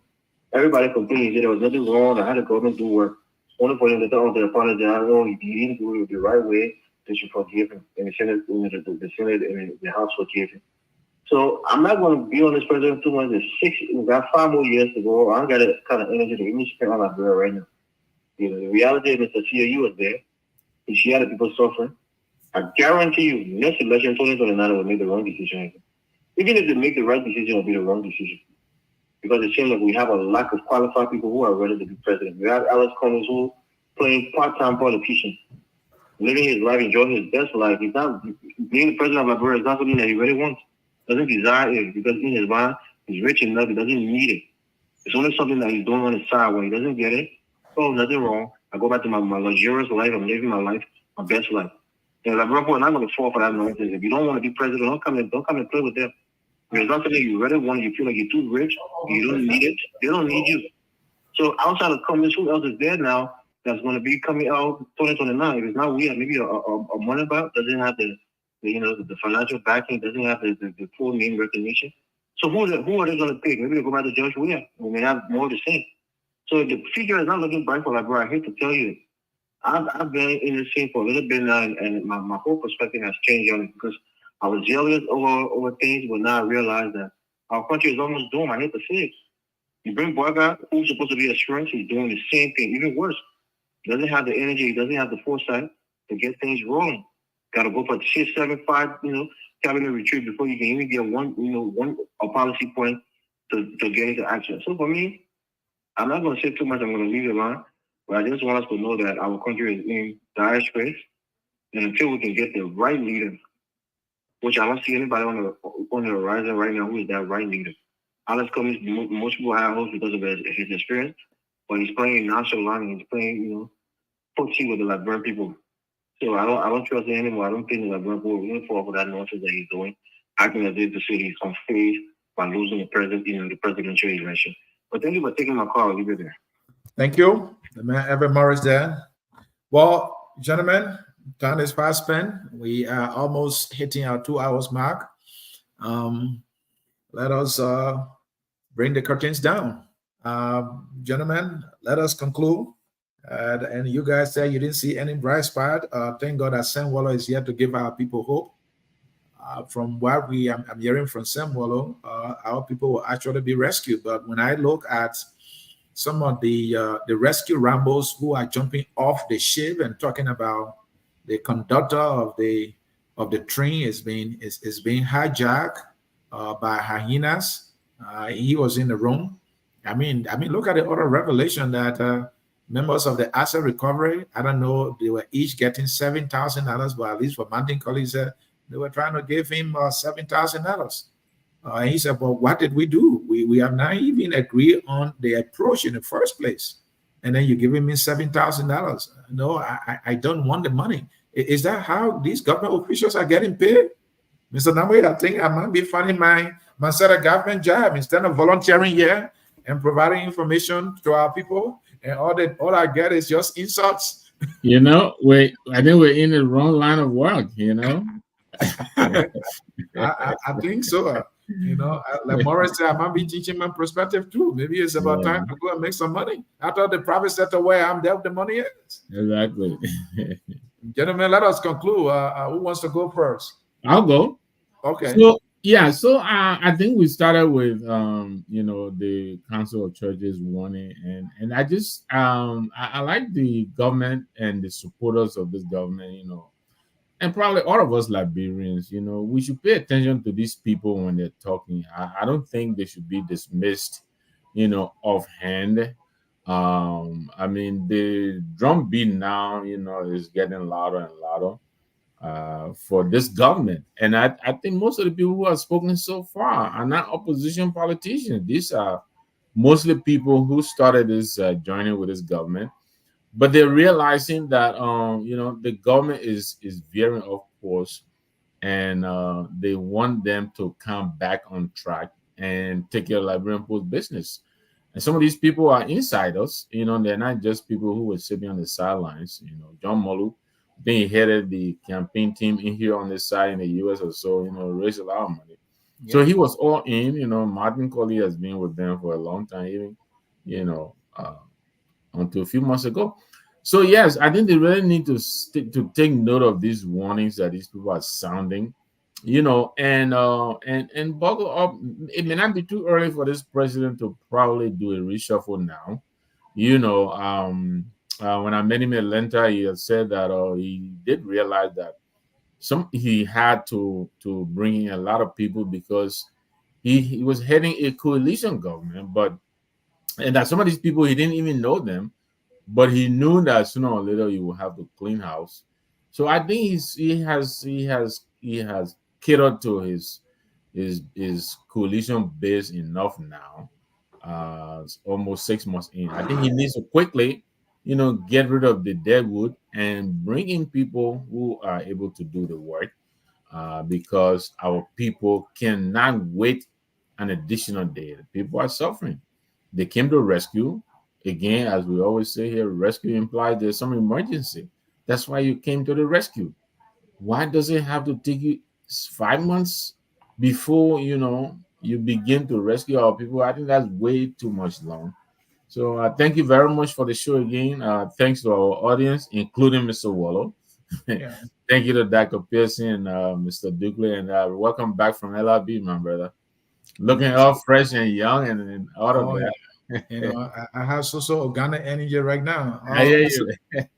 Mr. Dukley, you're closing, brother. Well, sometimes in the midst of all the, despair and all the suffering, who knows? Just we have to hope, because as human, we can't just remain hopeless. But sometimes you never know where somebody from somewhere with the fortitude of wanting to do things differently might pop up. Who knows? But as they would say, I'm not holding my breath. And I hope that someone who genuinely care for that country would try to lay some foundation that future generation will want to think about or even follow. Really, Anthony, I don't.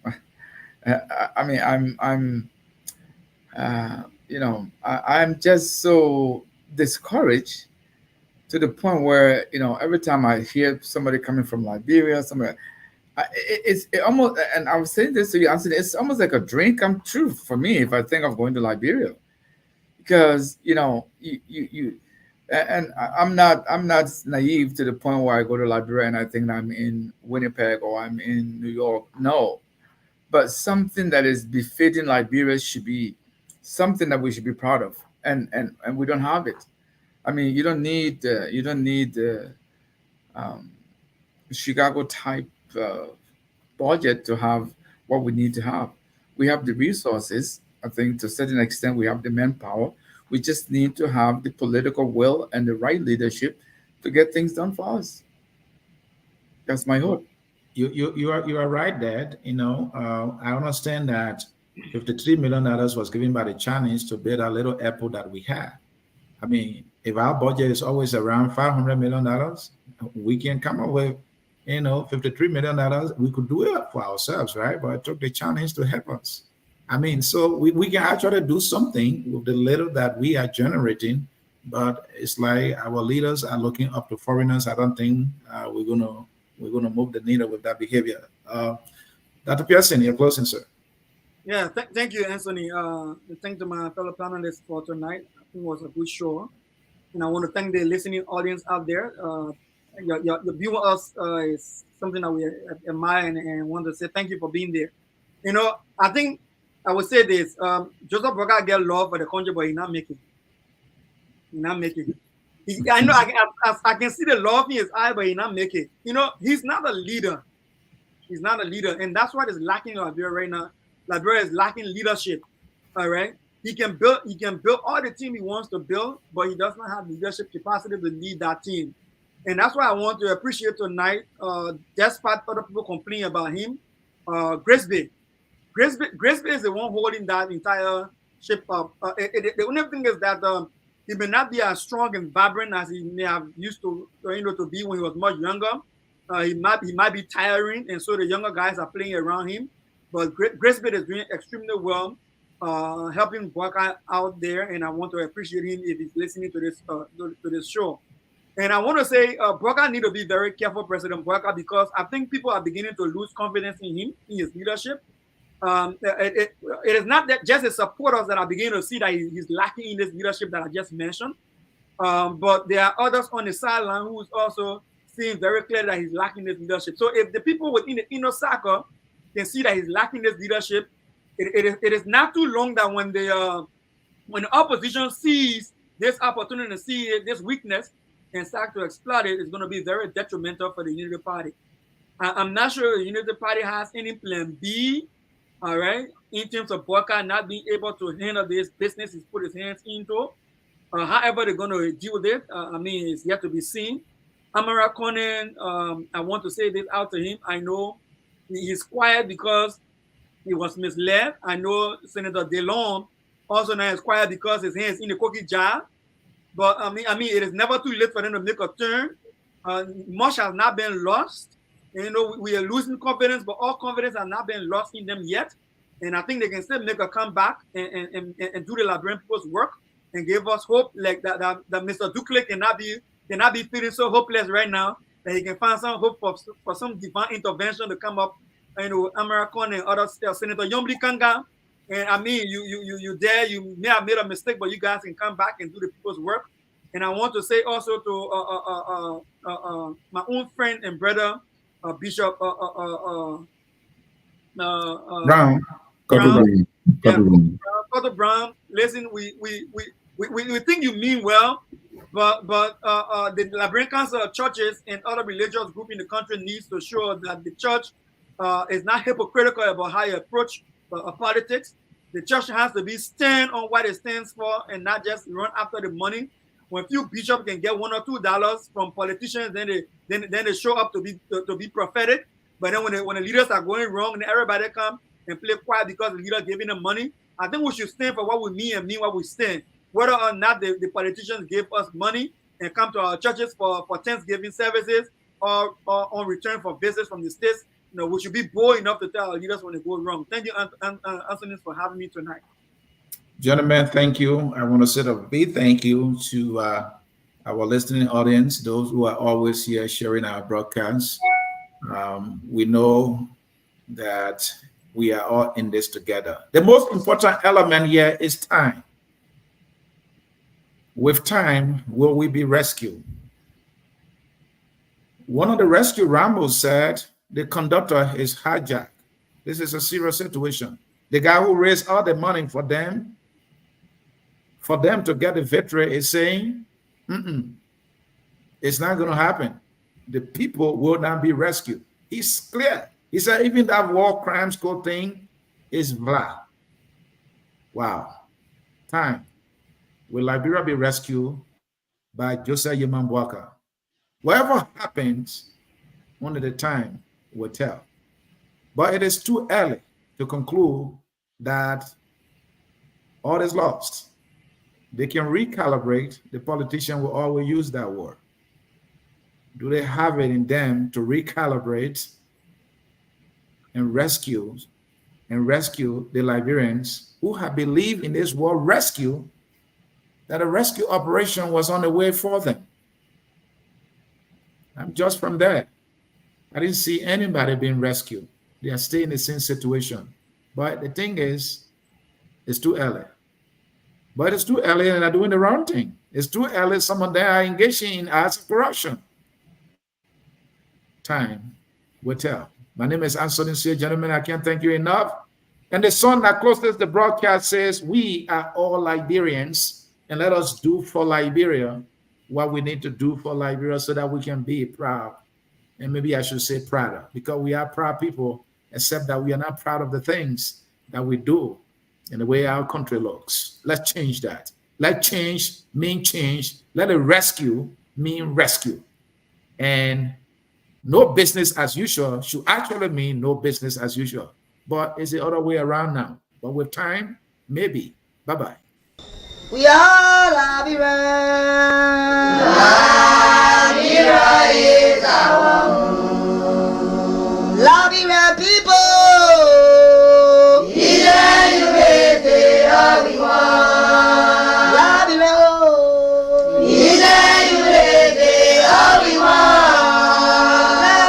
Liberia.